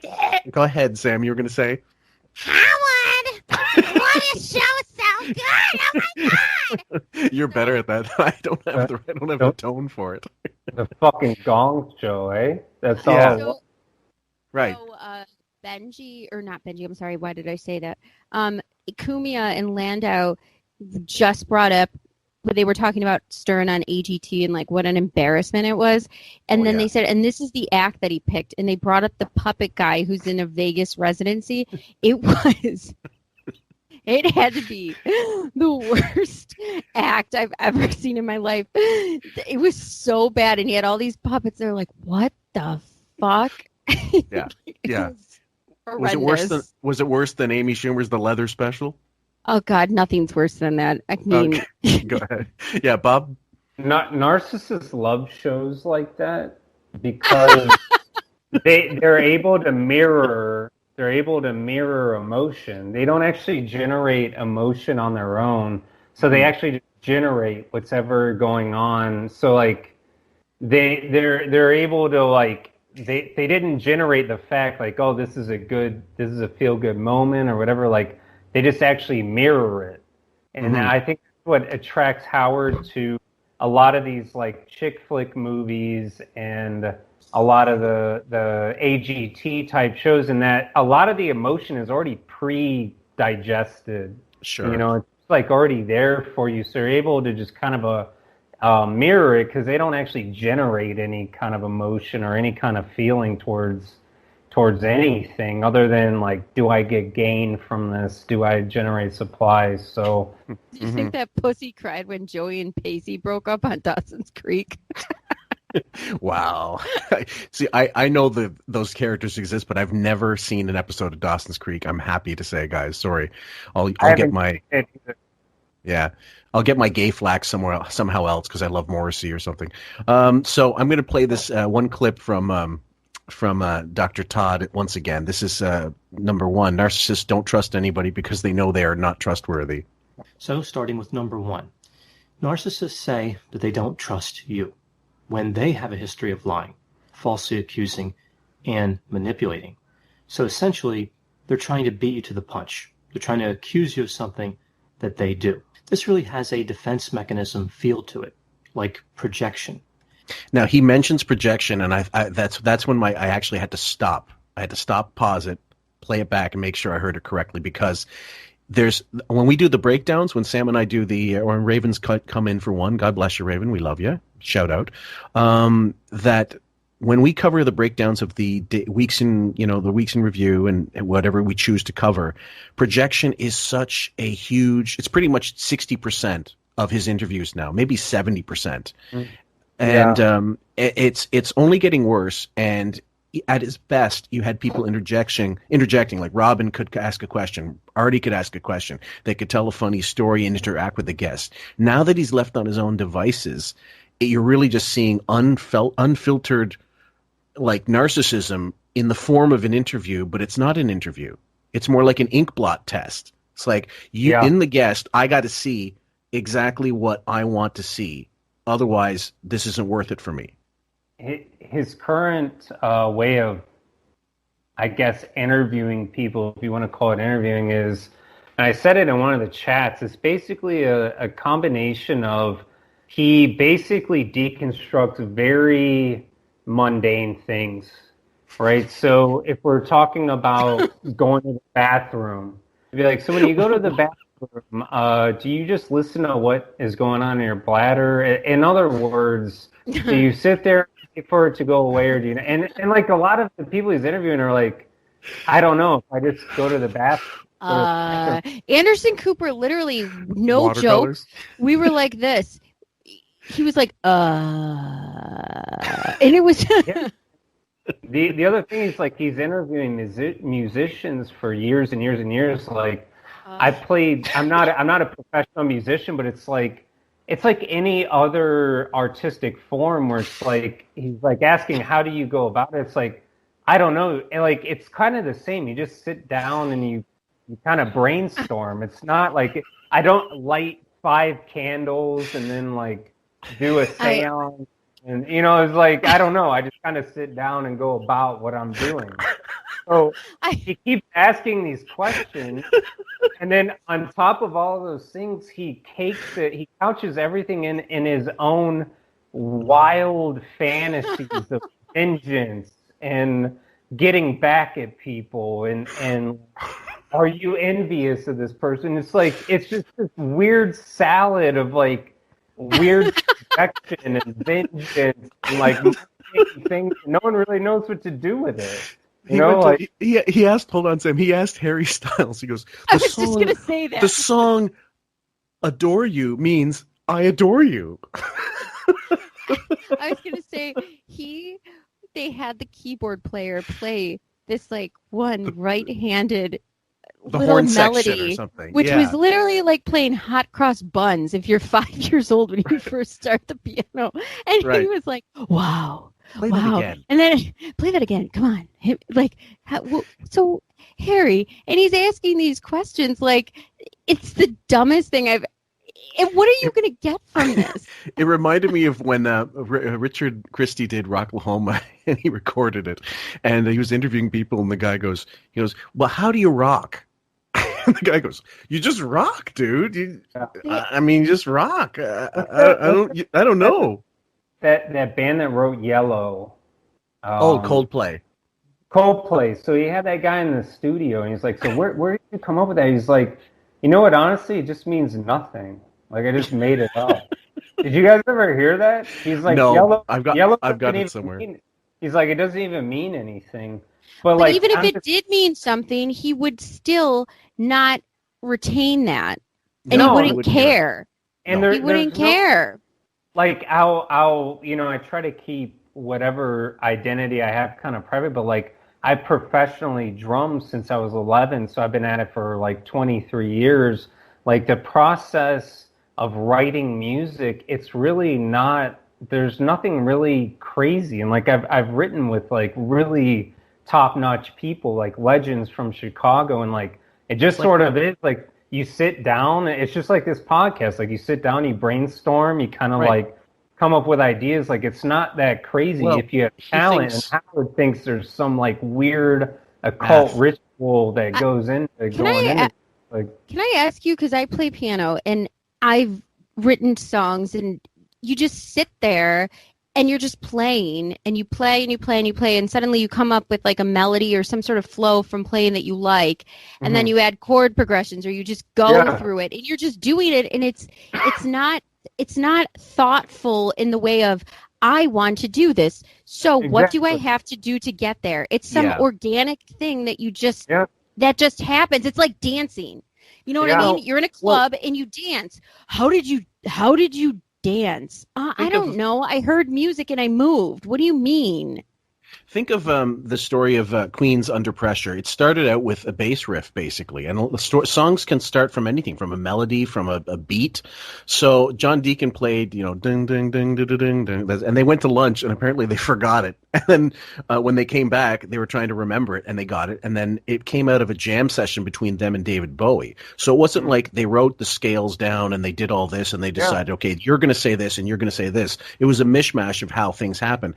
But it's not complex for most musicians to come up with pop songs. Now, if you want to go into jazz arrangement stuff, that's a whole different level. If somebody like Art Blakey was coming in, or Miles Davis, and he wanted to ask them, that's a different story. You're talking about composers, proper composers, Sun Ra, Zappa, Prince, anybody. That's a different beast. But he interviews fucking pop stars and guitarists. It's not interesting. Well, it's not interesting either. Right. First off, shout out to you knowing Art Blakey and Sun Ra, and that's even on a more unconscious level of songwriting than anything you could even quantify. But it's really not that crazy of an experience, like whatever you want to chalk up to me. So I've been professionally drumming in Chicago now for 20 years. Like, I've played sold out, United Center stuff. Like, I play with big names, and it's not really that crazy to come up with this stuff. Like, it just kind of, as long as you know the science and you're able to listen to what's going on, like, you sort of tap into something that you're not really even thinking about. And I just find it funny that Howard keeps wanting to go back to this well, and there's not really much there, because anybody that's creative in any of these things, like, a lot of the times they don't really know where it comes from, and it's just like, I sat down and did this. So he couples that with these questions about, I don't know, how often do you have sex or what, like, just really do you think mundane. It's like a human salad, like human emotional salad, just like you said. Yeah. Word salad was something, because this is, and we'll continue with this clip, and then I want to ask you about the Channel 9 roast, because I know you we covered that, and I wanted to hear your feedback from that, because I said to you, this should give you a little unfortunate bit of homework, because it's so old and so dated, but yet still so relevant where this podcast is concerned, because of the topic at hand. Sam, you wanted to say first? Are we doing the flying monkey clip? Is that what we're doing next? Oh, we're definitely doing that, but this is still the narcissists don't trust anybody. This is Dr. Todd Green's, Grande. Todd Green. I'm thinking of Mean Joe Green for a minute. They know that they cannot be trusted, so they project that onto others. If they're grandiose, maybe they're fooling themselves into believing they can be trusted and everyone else can't be trusted. If they're vulnerable, they realize that they can't be trusted, but they become superior by believing other people are even less trustworthy. Narcissists just need to be better than everyone else. They don't actually have to be good. I love that last bit. They don't have to be good. They just have to be somehow superior than the other person, or at least in their own mind. Sam. So then that goes back to that morality question that I wrote down I posed at the beginning, that NPD, if it's a complex mental illness and not a moral failing, then can anyone with NPD be a good person? And I think that just answered that. They can't. Yeah, they can't.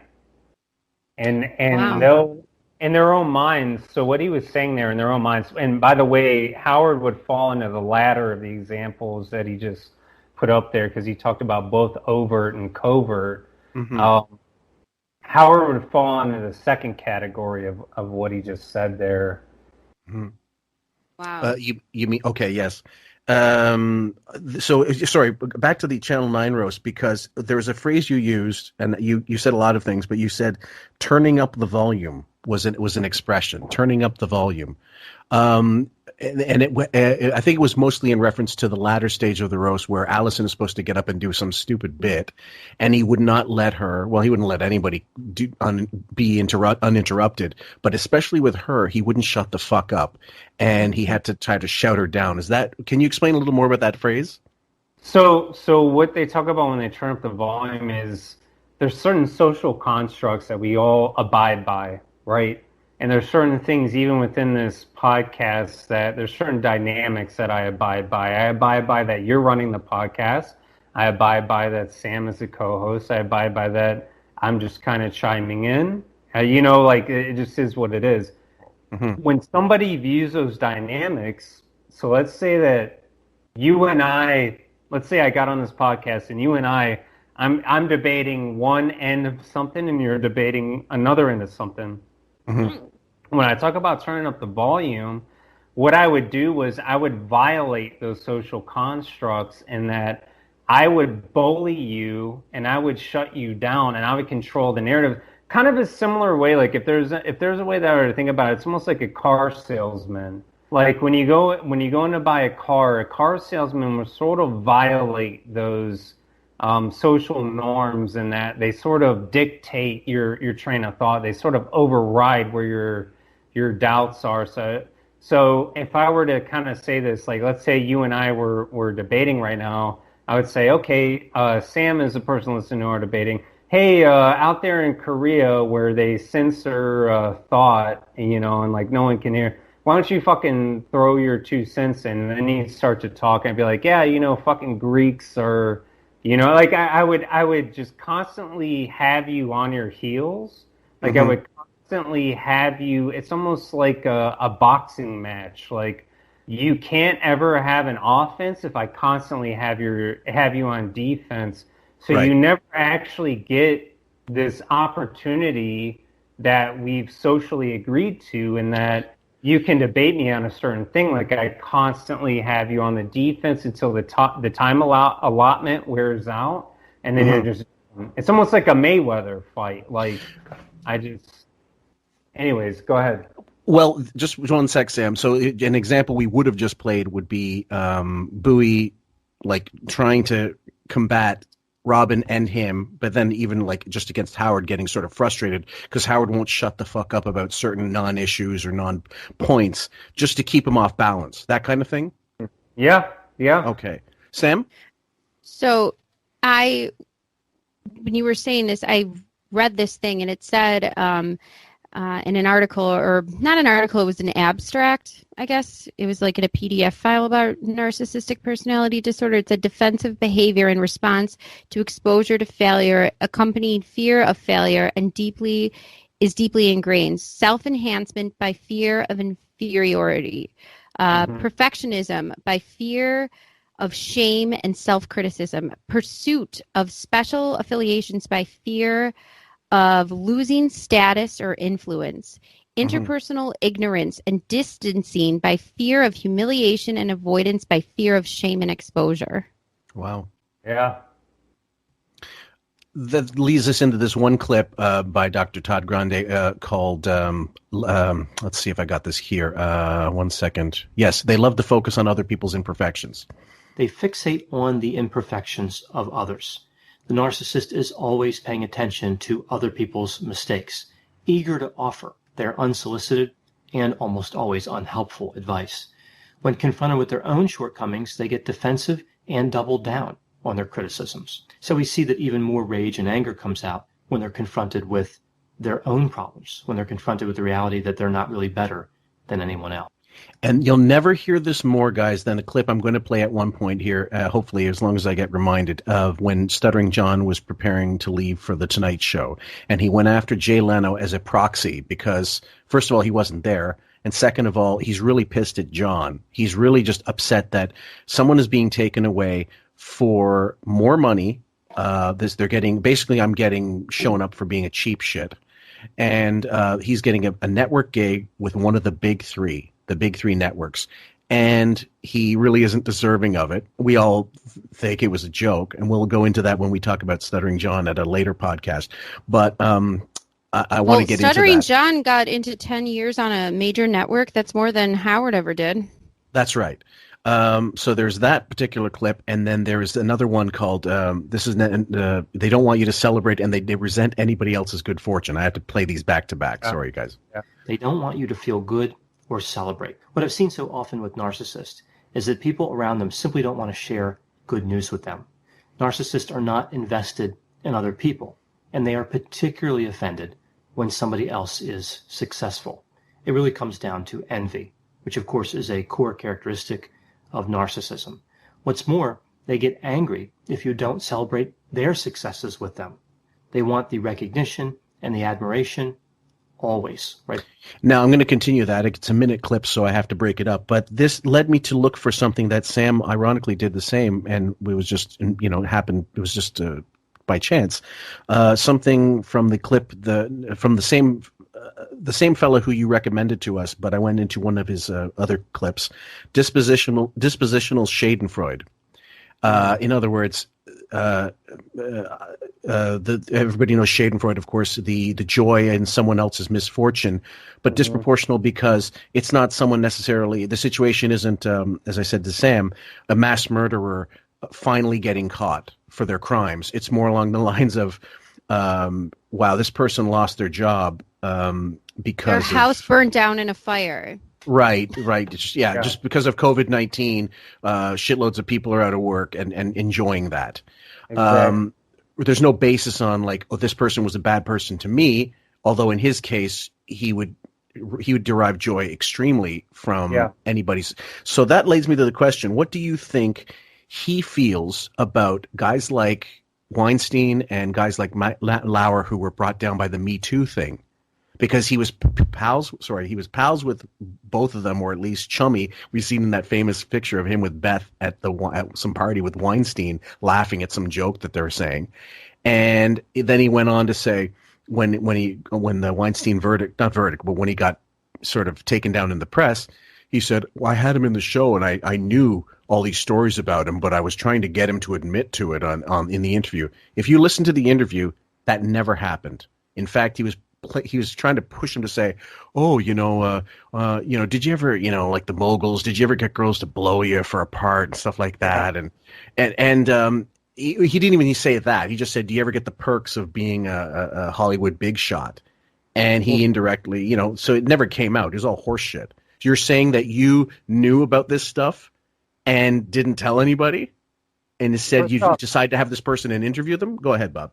First off, if you listen to his interview with Rose McGowan, and she talks about a mogul who was not a good-looking guy and expected a blowjob, and then you listen to his interview with Harvey Weinstein years later, it's hard to say that he didn't know that that's who she was talking about. But if we set all that aside, I don't think he feels anything towards it. I think he just feels it as a missed opportunity. If I were to guess how he feels missing all that, I feel like an opportunity for him to get a leg up because he knew Harvey Weinstein. He views that as he feels nothing towards anybody. He doesn't feel anything towards all those people that Harvey Weinstein raped. He just views knowing Harvey Weinstein and knowing everything that happened. He just views it as a loss. Right, a loss of potential stepping stone. Exactly. Okay, so there's no good. He had more power than me, and he's gone. I feel happy about that. No, or Matt Lauer was on a network show, and I'm happy that he's gone because he doesn't feel anything towards that. If you listen to all of his interviews, Howard is obsessed with exploitation.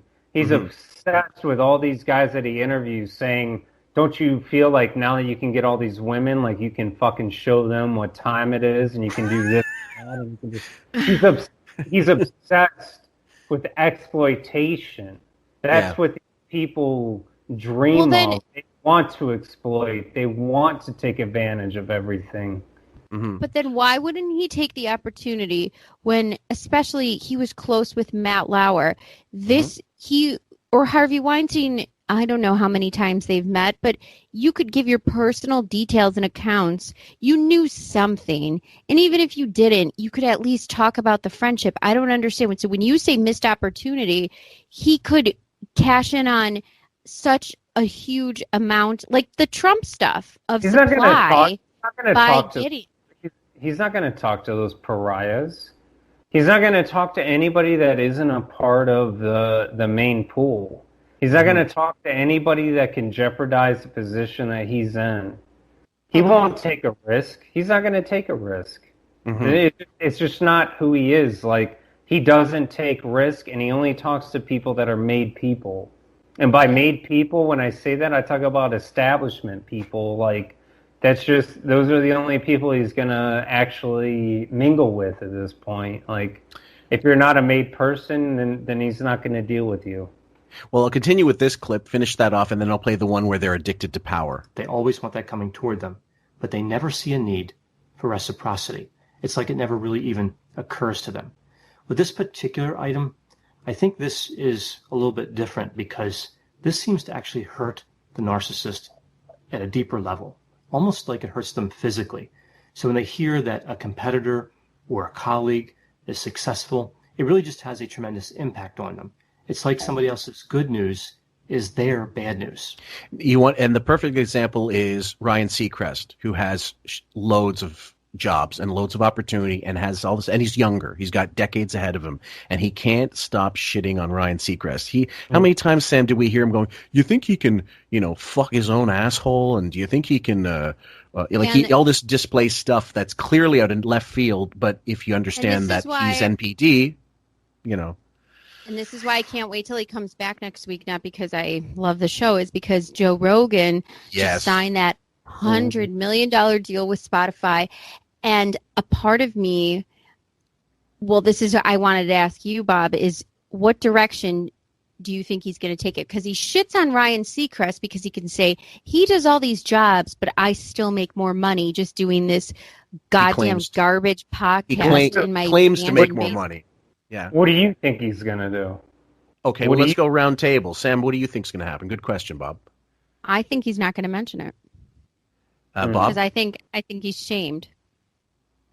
I think he's going to fucking shit all over Joe Rogan every fucking second he can take a chance to do it. I think he's going to bring up the fact that he had him on his show and it failed. I think he's going to bring up the fact that he had the opportunity to bring him on and make him the hope you're right. And I think he's just going to completely fucking piss all over it. That's what I think he's going to do. I think I'm of two minds because the problem is if you acknowledge that the guy made the money, it's going to send him into a tailspin. So, and he spent years saying podcast is not real recording. It's not real, and I'm going to play a clip that kind of dovetails into that, You're right. So You're right. by mentioning him, you're validating him. So I'm almost thinking he's not going to mention it at all because he's furious about it. And he'd wait for a time when Joe Rogan maybe had some Me Too moment, then he'd attack him. And then he'd start throwing in that, he's, he wasn't a regular he wasn't a radio guy. So there's that clip. Right. Probably Fillmore's right on that. Honestly, the more I think about it, you're probably right. Mm-hmm. It's the same. It might be similar to the whole Donald Trump Jr. thing. Like, if the more he addresses it, the worse it's going to make him look. So maybe better for him not to address it at all and hope it goes away. Same with when Artie didn't come back and he didn't address it for 2 weeks or a week or something like that. It would have been on everybody's mind. But no, don't bring attention to that because it might make you look like a shithead. So next clip I'm going to bring up. Go ahead, Sam. Trump Jr. was on Cumia's show and he said, in what world am I living in that I could go after Howard Stern and I don't even care about the recourse because he's that irrelevant. He's just irrelevant. Yeah. Well, this is so the whole notion of that. There's that 2 clips. Okay, so they're in love with power. That's the other one. The narcissist loves you when you have power. So when you have something they want. The narcissist can mistreat another person for years. But as soon as that person has any way to help the narcissist, especially if they have something the narcissist really desires, then the narcissist acts like they never caused harm in the relationship. The narcissist can pick up that relationship wherever they want. Ellen looks like she smelled bad pussy. Anybody remember that? I love her dancing. I thought that line was hilarious. I fucking laughed out loud. I got to tell you, I love your dancing. We are going to do that's the next one of the rescinding episodes. We're probably going to tackle the Howard versus Ellen. The Rosie O'Donnell one is also easily done because he attacked her for years. But Ellen is more excruciating because of what she is anyway, and he knows this. But because Beth loves her so much or whatever, and because he's so desperate for mainstream acceptance that he would be willing to go on her show. At least they can in their own mind. Interestingly, the narcissist can pretend to love that person when in reality they truly hate them. Now, in relation to the whole Rogan thing, this is the kind of approach he would give. I'm going to see if I can get it. It's about high-pitched Mike. One moment. Let me see if I can find it. This next clip I'm going to play involves the Hurricane Sandy saga, which was in late October 2012. And what happened was people were pissed off with him. Doug Goodstein was pissed off. He was attacking everybody for not being in studio when Shuley was there, and Shuley just sucked his ass like no one's business and was completely unfunny. And he kept saying, "Are you loyal?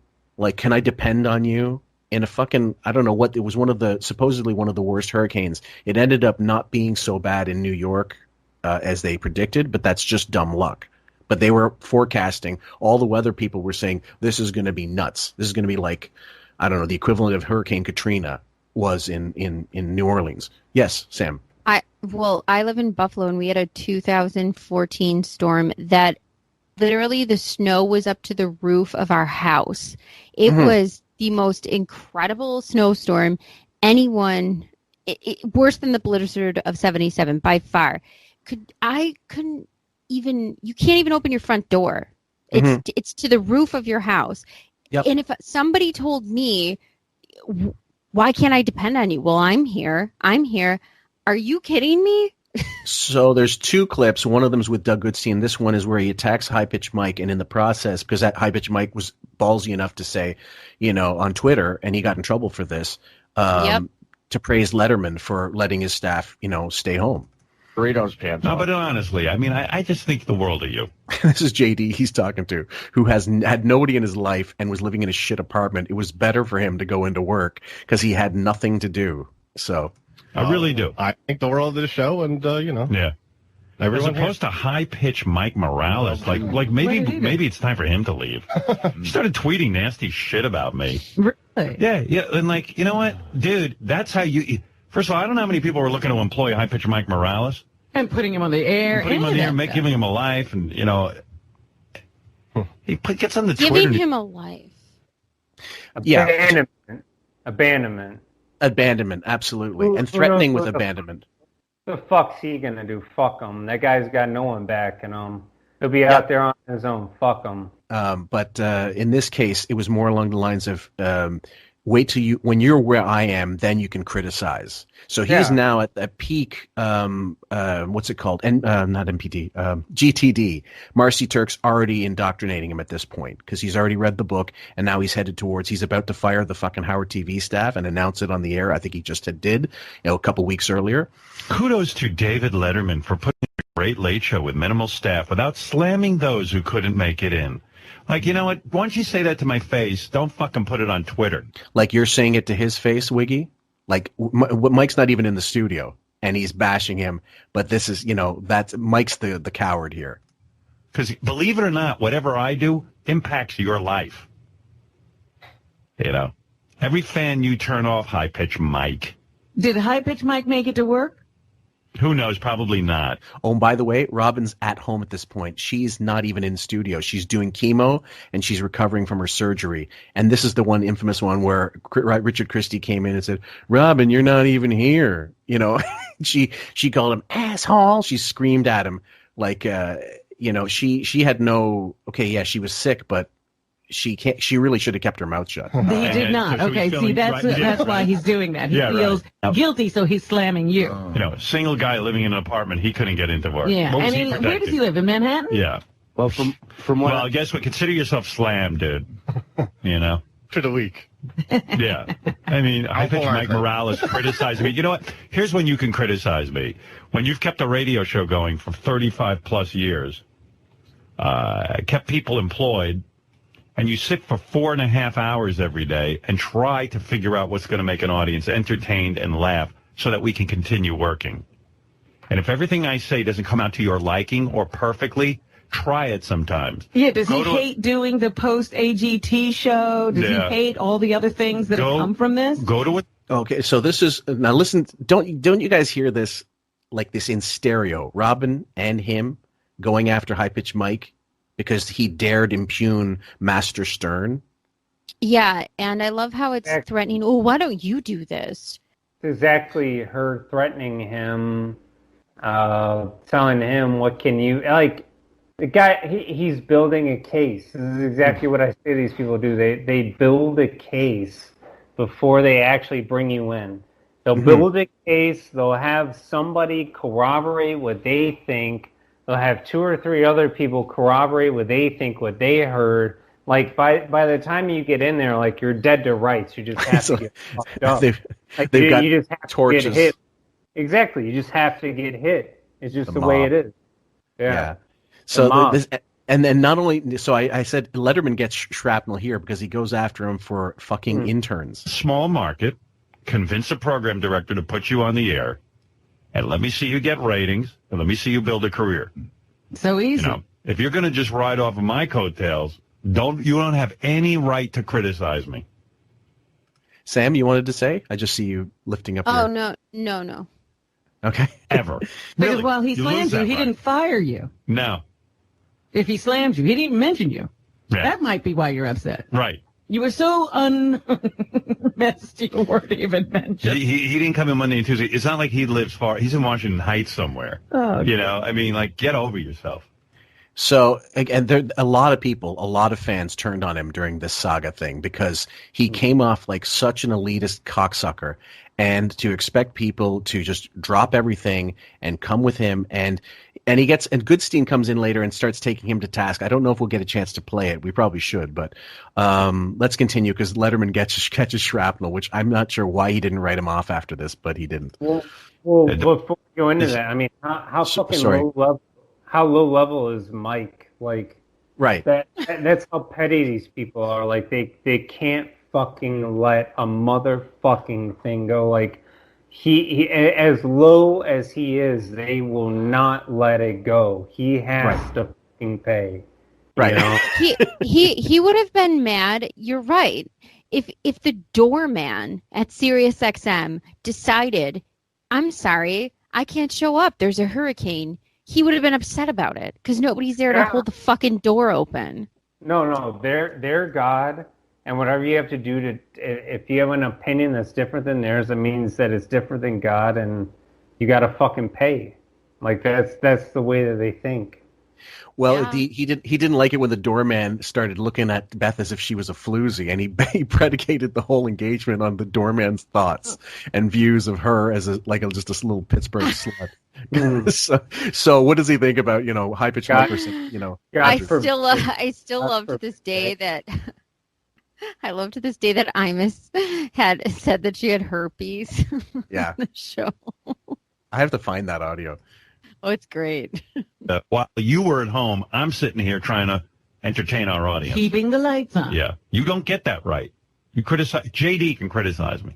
Fuck you. Believe me, David Letterman won. JD could not criticize him. That's the mistake. Like that's just all bluster and horse shit because JD started criticizing him and was in studio.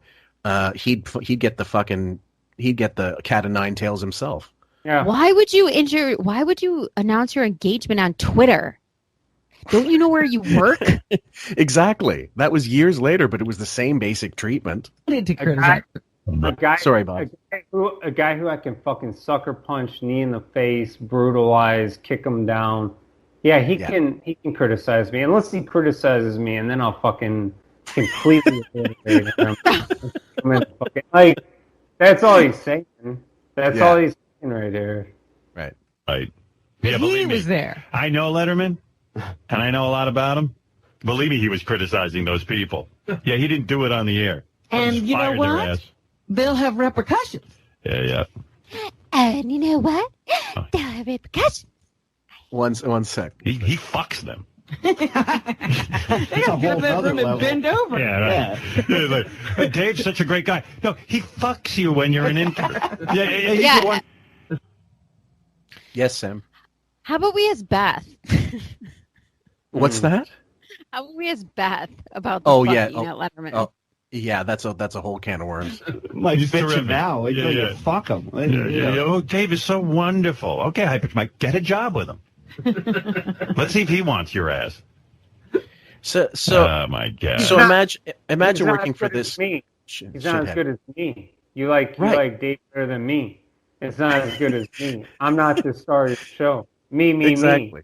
You know, like that's all he's saying. Because everything's about them. We wanted to. There was a couple little clips I wanted to get into that were involving the flying monkeys thing. Now, there's a first few of them.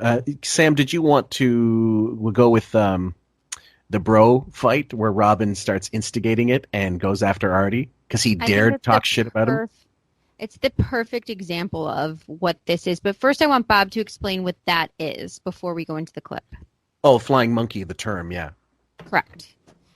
Okay, so a flying monkey, when you're talking about NPD, flying monkey is a term used in popular psychology mainly in the context of narcissistic abuse. They are people who act on behalf of the narcissist to a third party, usually in an obtrusive purpose. Meaning that they are people that are there that incessantly agree with the narcissistic abuser, and they will continue to carry out whatever the agenda is, regardless of their own personal feelings on it. So if they feel like someone needs to be abused, and that's the agenda that's going on, they will continue to do it, even if they feel that that person might be in the right in any given scenario. They will continue to push forth the abuse. Which is what... I imagine they're getting it all from Wizard of Oz, like literally the witch's flying monkeys who do her bidding for her. So that's where it actually originated from. Mm-hmm. I'll get you and your little horse too. Let's see. All right, here's Artie on the wrap-up show, as long as you bring it up. I am so uncomfortable with these Find Artie a Date segments. I hate it. I hate that attention. I feel like I'm a pathetic sort of loser who needs this attention. And it's patronizing. It's just so patronizing. Come on, you're my bro. I'm helping you. No, that's not what a bro does. He doesn't bring a girl on who has a... Yeah, bros don't help other guys out getting chicks. That's what all my bros do. What is that all about? That's what we do. I mean... Okay, I didn't... That's what we do. I didn't get the exact clip, but she starts off that day by saying that Artie called them jerks, and he actually never did. And later on, her rationale was, she didn't apologize. He goes, that was predicated on a complete lie. And she goes, but if I didn't say that, you wouldn't have had that confrontation. She goes, because she's another narcissist, by the way. We're only focusing on one today, but she's one as well. She has the highest narcissistic inventory taken by a test from Dr. Drew. She, to this day, has the highest reading of narcissistic personality. Literally to this day, 2020. Yeah. Dr. Mark Young, I think, is the other guy. So we'll continue with this one. And my friends off the air, when we were all single, we were fucking dealing each other's chicks all over the place. You always... Hey, fine. This was also predicated. Artie explained it, and I didn't understand at the time, and I would have been pissed too. He had done a dial-a-date with these 3 broads that was set up, and he went out with the one, she was half Mexican, half Irish or something. And he found out after the fact that it was a scam. She had a boyfriend. So she really just wanted to meet him. And so this next one came in, and it was clear he smelled bullshit because he found out on the wrap-up show that this one had a boyfriend. So and he from was Bob Levy. And from Bob Levy, he said, and he did that brilliant rant about Bob is Jeffrey Dahmer if he read a joke book. Yeah, it's a great line. One of the best lines ever. I might have to isolate that. Web of gross. And it's a gross web of hair dye and sleaziness and bad Coke. Whiskey's 2-for-1 Sizzler on a Saturday. What was that one line? He goes, his child is, this girl's clearly the daughter of a mad Irish drunk, and she's probably shit on the gym shower several times. Looking for a father who just isn't there. I love that. He goes, he does about a 4-minute rant that it's better. And Bowie goes, not since I've seen Hal Holbrook on Broadway doing FDR have I ever seen a one-man show so good. And it wasn't Hal Holbrook. It was somebody else. Bowie fucked that up. But what else is new? So anyway, we'll continue a little bit of that. I'm not doing it off the air. Oh, fuck yourself. We talked about it on the air. You talked about how you got Melissa to come meet Ross and what all of you guys did that night at the dinner. So we got to back up the boss because that's where our bread is buttered. That's just the way I am. But fuck it, man. If I'm going to be called a jerk for doing that, you know what? Somebody be a jerk to me and hook me up with hot chicks. Yeah. Throw girls at you. Yeah. And by the way, you could be sure I won't call you a jerk. Boy, girls used to be marched in here and say, "Hey, let me see what's going on here." Yeah. Girl wrote a letter that she was attracted to me. We book her right on the fucking show. Absolutely, regardless of the reason. I do it for myself. Call me hard up. I am hard up. Fuck it. I want it all. You see what's interested. Why not? So that's the one part. That's the one part. Let me see if I can get the other one in. It's all over the place here. God damn it. This is why I want to lead off with that one example, because that's not what he's doing. Artie was calling him out on exactly what he's doing. He's saying, you found a girl that said that she's into slob pieces of shit. That's what you're calling me, right? Yeah. I mean, he's like, hey, I'm getting paid here, but that's what you're calling me. Right. So let's just call it like we're calling it. But Artie would never buy into Howard's narcissistic abuse. That's right. Like, Artie was just like, bro, you can say whatever you want to say, and you can trick fucking Gary into saying this and that. You could trick Robin into saying this and that. He's like, but what you're saying is she's into pieces of shit. and I know how to recognize that, and I'm not totally down with that. And he's like, no, you're just not letting me abuse you enough. Like, I'm just saying that she's into this, blah, blah. He's like, no, I know what you're saying. Yeah. And I'm just not letting you fucking do that. He doubled down. He doubled down on the Abelo. He said, no. So Artie brought it up to Abelo, and Abelo even said to him, too, this isn't right. You're not hearing how this is wrong and abusive. And he's still unrelenting, wouldn't succumb to the fact that this was wrong. Now we're going to continue that particular train of thought with the next clip. Employees make great friends. Good. Artie's got to do what Artie's got to do. Even I some didn't people. say that. And sorry I called you a bro because I felt close to you. But fuck off. Dude, you're not close. How are we? We're not friends. We're not I work with you friends. every day and we talk work to you. together. We're not friends. You know what? You know what? It makes me feel close to you. You're somebody who helps my show. You're somebody who works with me. We have a good time jamming together in the morning. I'm proud to be a part of this show for the rest of my life. So that would make you my bro. That doesn't make us friends. Okay, now that's brilliant. Now Artie's fucking on heroin at this point, and he's making perfect sense. This is your employee. He's your employee. You're the employer. And that's the relationship they have, and that's how he's been treating him. Basically, he's like, "You're my fucking lackey. I'm gonna abuse you, and you're gonna have to take it. You're my bro." But that's the NPD saying, "I'm gaslighting you." No, you don't understand. We're great friends, but well, you don't treat friends like this. That's the whole point. Yes, Sam. Bob, do you think we all knew that Artie had his problems, but do you think that Howard's NPD exacerbated or accelerated Artie's problems? Without question. It's not even a question, because they continually keep you on a slippery slope. No matter what position that you are in, you are always on a slippery slope. And then on top of what happened here, like if you listen to the last clip, he was not complying with what Howard had set forth for his role. Howard is saying, are you fucking going to agree with me? Are you going to take on the role of Fred and are you going to be are you going to do the dial a date and be the fucking fat guy? Are you going to shut the fuck up and do what the fuck I tell you, because these people, this shit runs here? Yeah. Are you going to fucking run off and do your own thing? Like Are you going to do what I tell you to do? Get rehab, get whatever, all these things you told him to control him, get rehab, get this and that. Or are you going to go off and do your own thing? And the second Artie was like, I'm going to go off and do my own thing, like I'm too fucked up. He's like, all right, fuck him, I'm done with him. And he cut him off and fucking threw him away, and he never saw him again. That's the way that the discard works with a narcissist. That's just the way it works.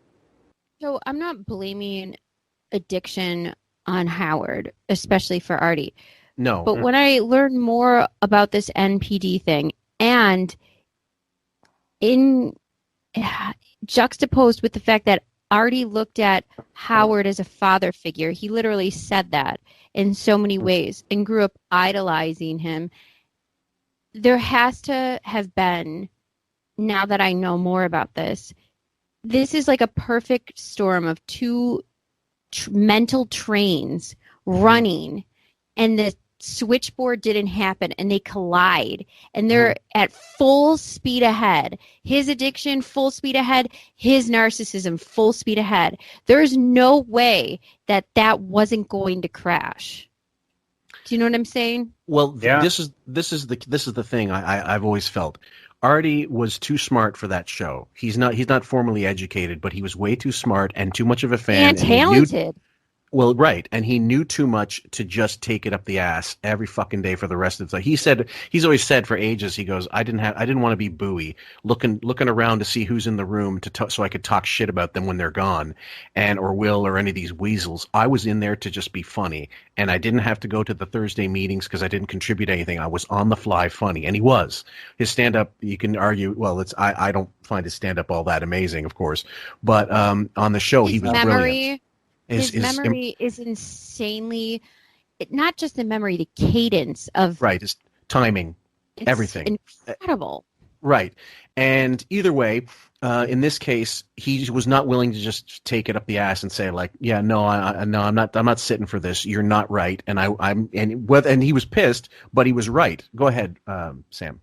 The other thing I want to say about Artie that supersedes Howard, that I think if he would have kept on the show, Howard is known as he wants to rebrand himself as the greatest interviewer of all time. I'll tell you who's better, Artie.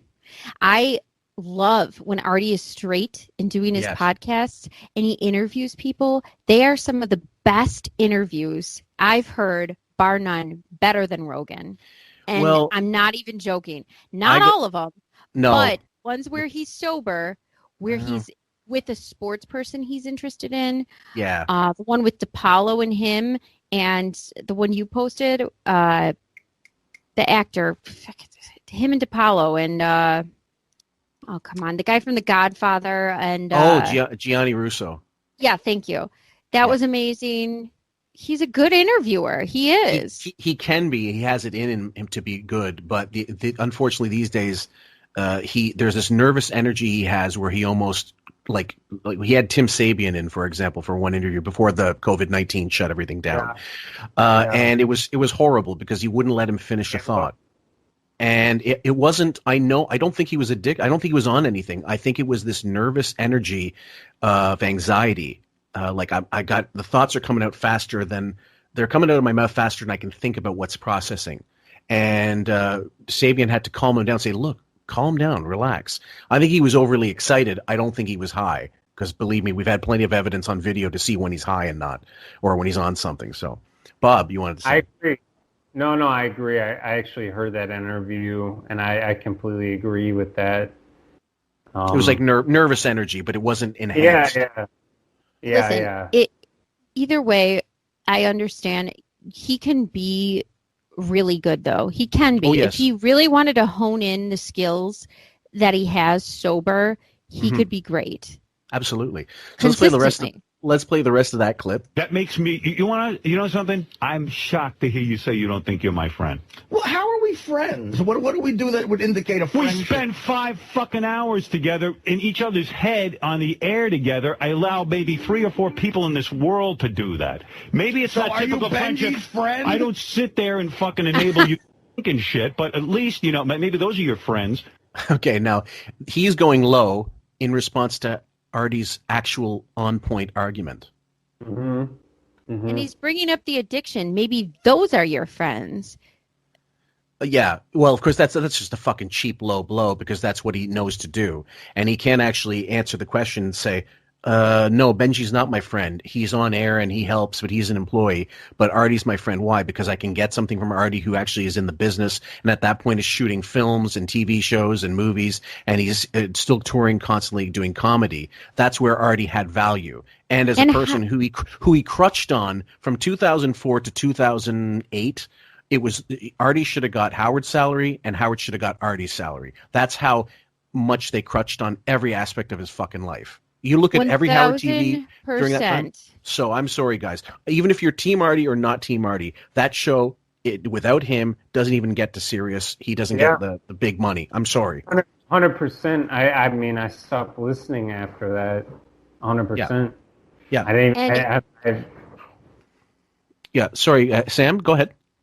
And he's using the addiction card to supersede the argument that Artie made that was completely on point. Yes, so he's just throwing that addiction in his face to say, well, at least I'm better than, oh, I'm sorry, I'm not your friend. Those people who get you high and sell you drugs, those must be your friends. You're throwing this low blow card that you know that is never going to win. Go ahead, Bob. One of the clips I almost pulled for the show, we'll put for the next with Beth and Allison, but he's talking about, I know how to find your weakest point and I know how to hit you at it. Mm-hmm. This is how these people operate. Like, they're operating from that point before you even know you're involved with them. Like, they know where your weakest point, like, where they can hit you at. Like, that's where they operate from. That's step one for them, is to figure out where that is.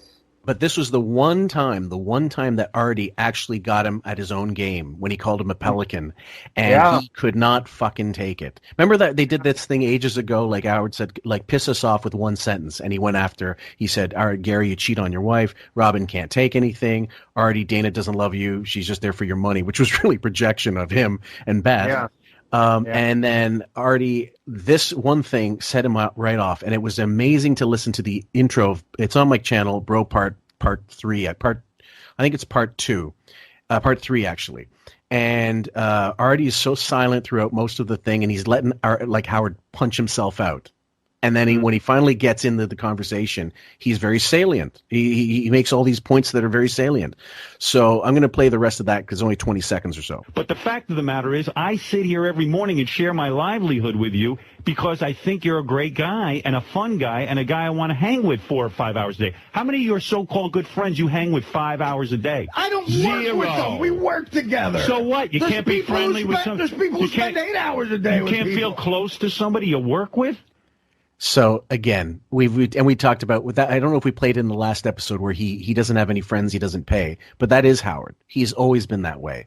He has to have something over you, otherwise he can't be with him. Or you have to have a some kind of mogul power above him for him to be friends with you. So there's just it's never reciprocal. Go ahead, Sam. Well, that was one of the things I said. They are dependent upon affiliation and the power that they can get from people. So he's interested in what you can do for me to build me up or want to be a part of that power source. That's why he maintains friends with Kimmel, Aniston. Mm-hmm. The one clip I wanted to play is involves Scott Einziger because I've been dying to play this, and it's a little long, but basically it's when Scott Einziger was a producer on the show and left to go do The Amazing Race, which is in like season 31 now. It's kind of dwindling in its viewership, but they've been getting like 10 million viewers on regular television. I think CBS. Scott's no longer involved, but he was there, gainfully employed, and then parlayed that into other reality shows. But this was one of the most horrendous beatdowns I've ever heard, and you never heard Howard worse than this. So I'm going to get right into it. There were 2 deaths on this day, actually, George Harrison being one, and the career of Scott Einziger, our former executive producer of E! Is this his last day? Today's his last day. He's going off to be the producer of a show called The Amazing Race, which is dead fourth in the ratings. It seems like a great career move. Goodbye, old buddy. Okay, so right off the bat, shitting on him before he can even fucking get in the door. Sam. How Devaluing. how successful was Son of a Beach? Just wondering. On FX, and that was a cable show, as far as I know. That was not everybody got FX. Yeah. Go ahead. No. Nothing. What a failure. I can't. Okay, Bob. The only thing I hear is just devaluement. Yeah. Devaluement. Yeah, this thing is fucking dead fourth, whatever. Right. You know, like before the guy, like it's what I'm saying, like they build a case before the person even has a chance to come in and defend themselves. So he's building a case right now. That's what he's doing. Yeah. And there's a difference between debasing someone with humor, but like in a roast, they have genuine affection for you, versus debasing someone to just be a depraved fuck that wants to bring you down to your knees and not bring any sort of congratulatory build up to them. They just want to devalue what you're doing. The full clip is on my channel. I'm just going to read a couple comments on the YouTube channel, which are just on point. And let me get through these first. Todd Connery, 4 months ago. Howard is doing the exact same thing now with Ronnie the limo driver. Ronnie is retiring to Vegas this year, and Howard has been giving him shit for it. It's not the funny ball busting either. You can tell Howard is pissed his guy is leaving him. You can't win with Howard. You either stay with him and he tells you that you're nothing without him, or you owe your career and life to him, or you leave to make it on your own and he calls you a loser and an idiot. And it was perfect. Like that was so succinct. Yeah. Abandonment. You're leaving me. I have to shit on you. Go. Yeah. I hope Ronnie, if he ever finds our show, if you do, just somehow say quite frankly on mic to him in an interaction, and it's a wink, it's a nod. We'll know. You heard this. That's right. So let's continue a little bit more of this. Robin Brzezinski is taking his place. Is this my send-off? Yeah, I know you get mad at me when I say this, and I don't understand why. I'm not mad. I know there's an on-air Howard and an off-air Howard. Right. And the off-air Howard has been very lied to your well, maybe, but I'm gonna. Now, Rob, see, isn't that funny? Robin knows. And keep in mind that would be in your diary, Howard. And keep in mind, they were like close. They spent so much time together those years. You have no idea. They hung out. Were with each other. They went on vacations together to Hawaii and stuff. They were really, really good friends. So this is how he's treating them. Yeah, you know what? I think the on-air Howard is the real Howard. Oh, I do too. I think you should have learned that by now after all these years. But I wish you the best, buddy. Okay, I think you will make Amazing Race great. Okay. It's already a great show. I know that a lot of people aren't interested in it, but I think once you get on the scene full time, everything's going to change, and buying a house in L.A. makes a lot of sense. Didn't buy a house. Rent it. Sam, what's wrong here? She looks shocked. You've heard this before. I know, but I don't care. Every time I hear something mean, like so mean, it shocks me. It like hurts me. I don't know why, but every time I could listen. It's the same reaction I have every time I hear the Disney World Mike Morales clip with Artie. I laugh every time. The opposite reaction. As strong, but the same thing happens to me, even though I know what I'm hearing. Oh, yeah. I'm so affected by how nasty he is. Devalue. I don't know where he's going. Devalue it. Like it doesn't matter. Wherever he's going is not worth whatever I'm doing. Like devalue it. It shocks me as a person. It does every time, even if I heard it. Because if Scott goes and takes this job with a network, like a CBS, a network gig, which is clearly going to pay him more money, and he's going to have creative control, and he can actually have ownership of some of the stuff he produces, then it lessens Howard as an entity. Instead of saying, one of my guys, this is a feather in my cap. This guy's going to CBS. He worked with us. I'm so happy for him. I'm already making millions, so it's not like he's going to make my money. He's going to go on and do something. And also, I'll have it like a connection into the business. No. That's what I was just going to say. Why wouldn't you look at this as, let's hope he does good at this network. This could possibly parlay me into some sort of TV, creativity, meetings, whatever. Yeah. He doesn't even look at this. That would encourage all the other people around him to do something like that, and to run off and do their own thing. Okay, I'll play. He doesn't want that. Yeah, I'll play a little more. This sounds like the off-air Howard, which is the fake Howard. No, I know you rented a house. And I think that's a great move. You gotta live somewhere. What is he gonna do? Yeah, and once you work on a network show, I believe all the other network shows will want you. Okay. I think your thinking is really sound. I hope you start taking a meeting immediately after you get there. Thank you. This has got to be the biggest bonehead move of all time. It's a flashback to 2 Before people Thursdays ago. realize what's going on. Yeah, go ahead, Sam. There's the flying monkey thing.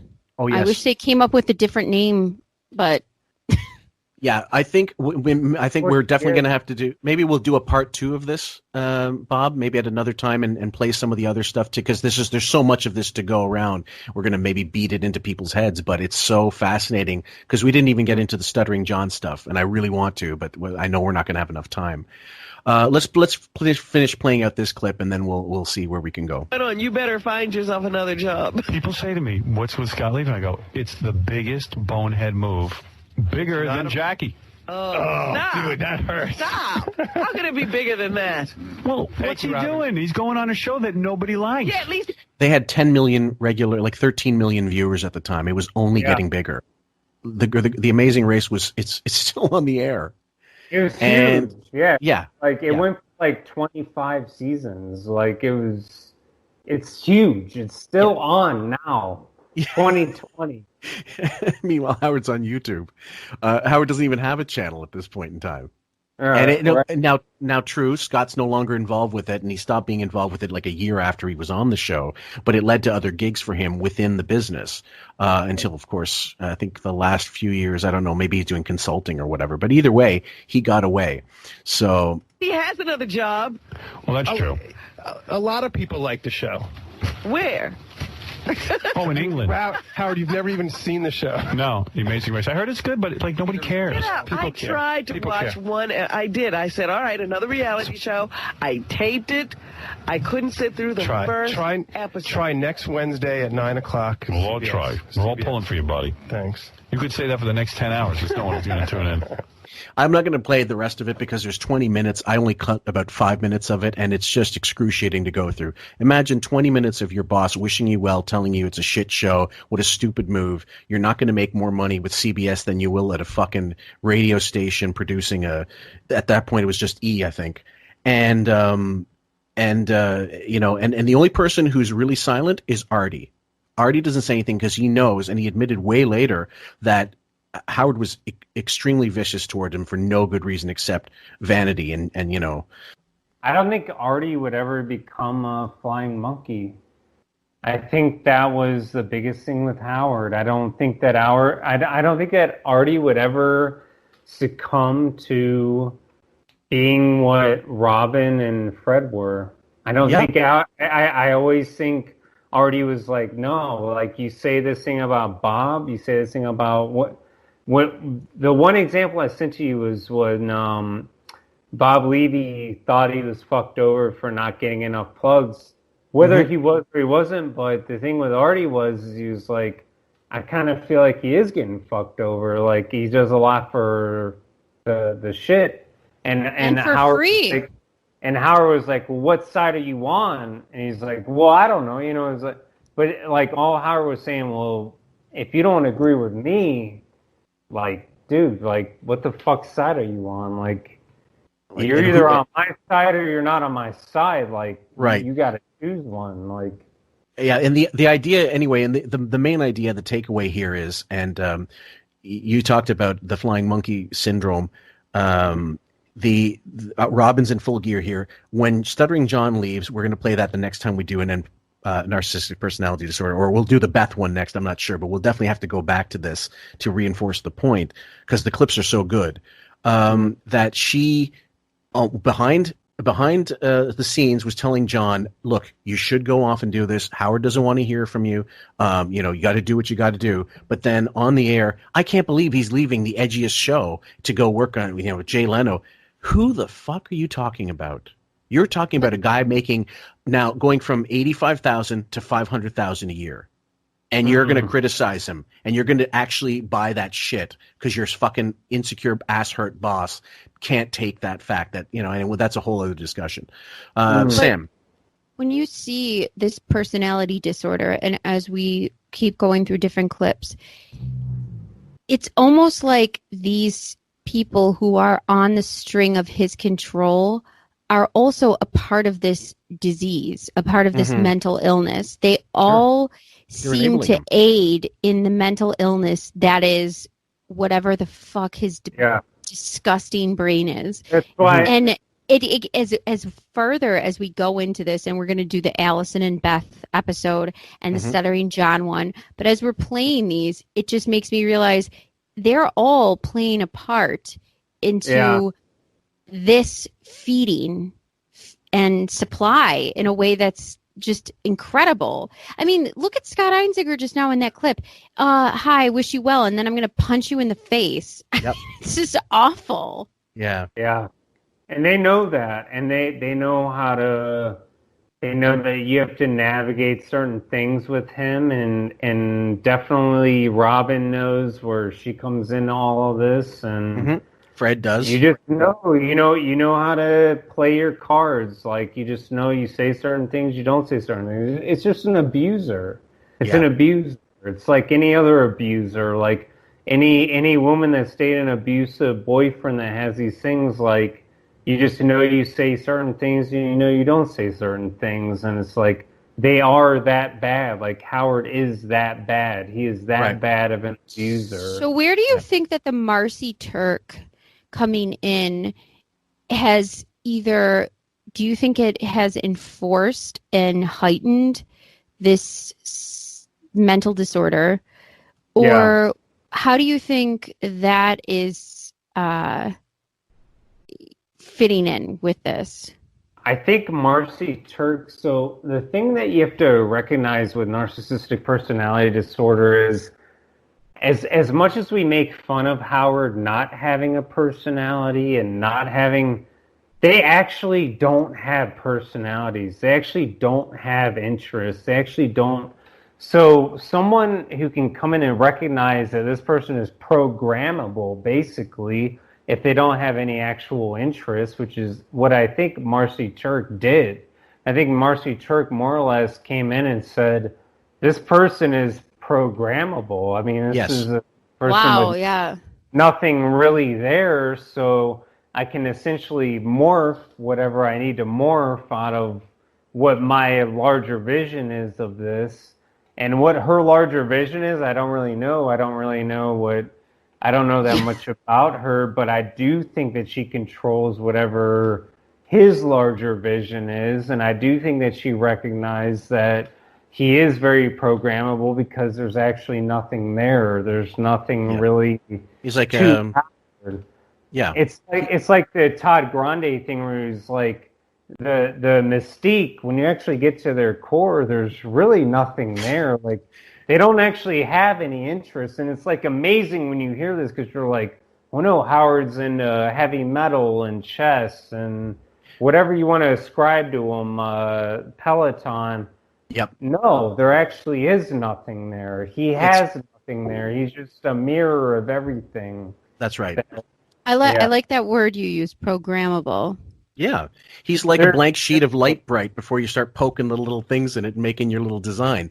He's got fleeting interests in everything. Remember photography for the longest time? He had that Conlon robe photography, and he was awful at it. And he gave it up because he didn't have an interest in it to begin with. It was just something somebody threw in his hand and goes, I'll focus on this for a while. And I think he's definitely got some kind of ADHD or whatever the fuck goes along with NPD.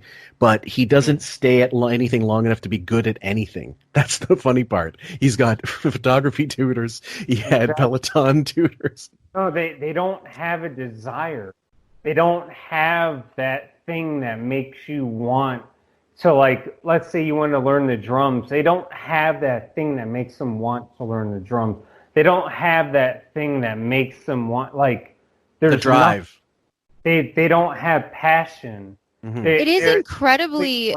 It's interesting though that he's so successful though from not having any genuine interest in things. That to me is, I mean, that's perplexing. I don't know how somebody could have no solid interest in things, but yet become so successful.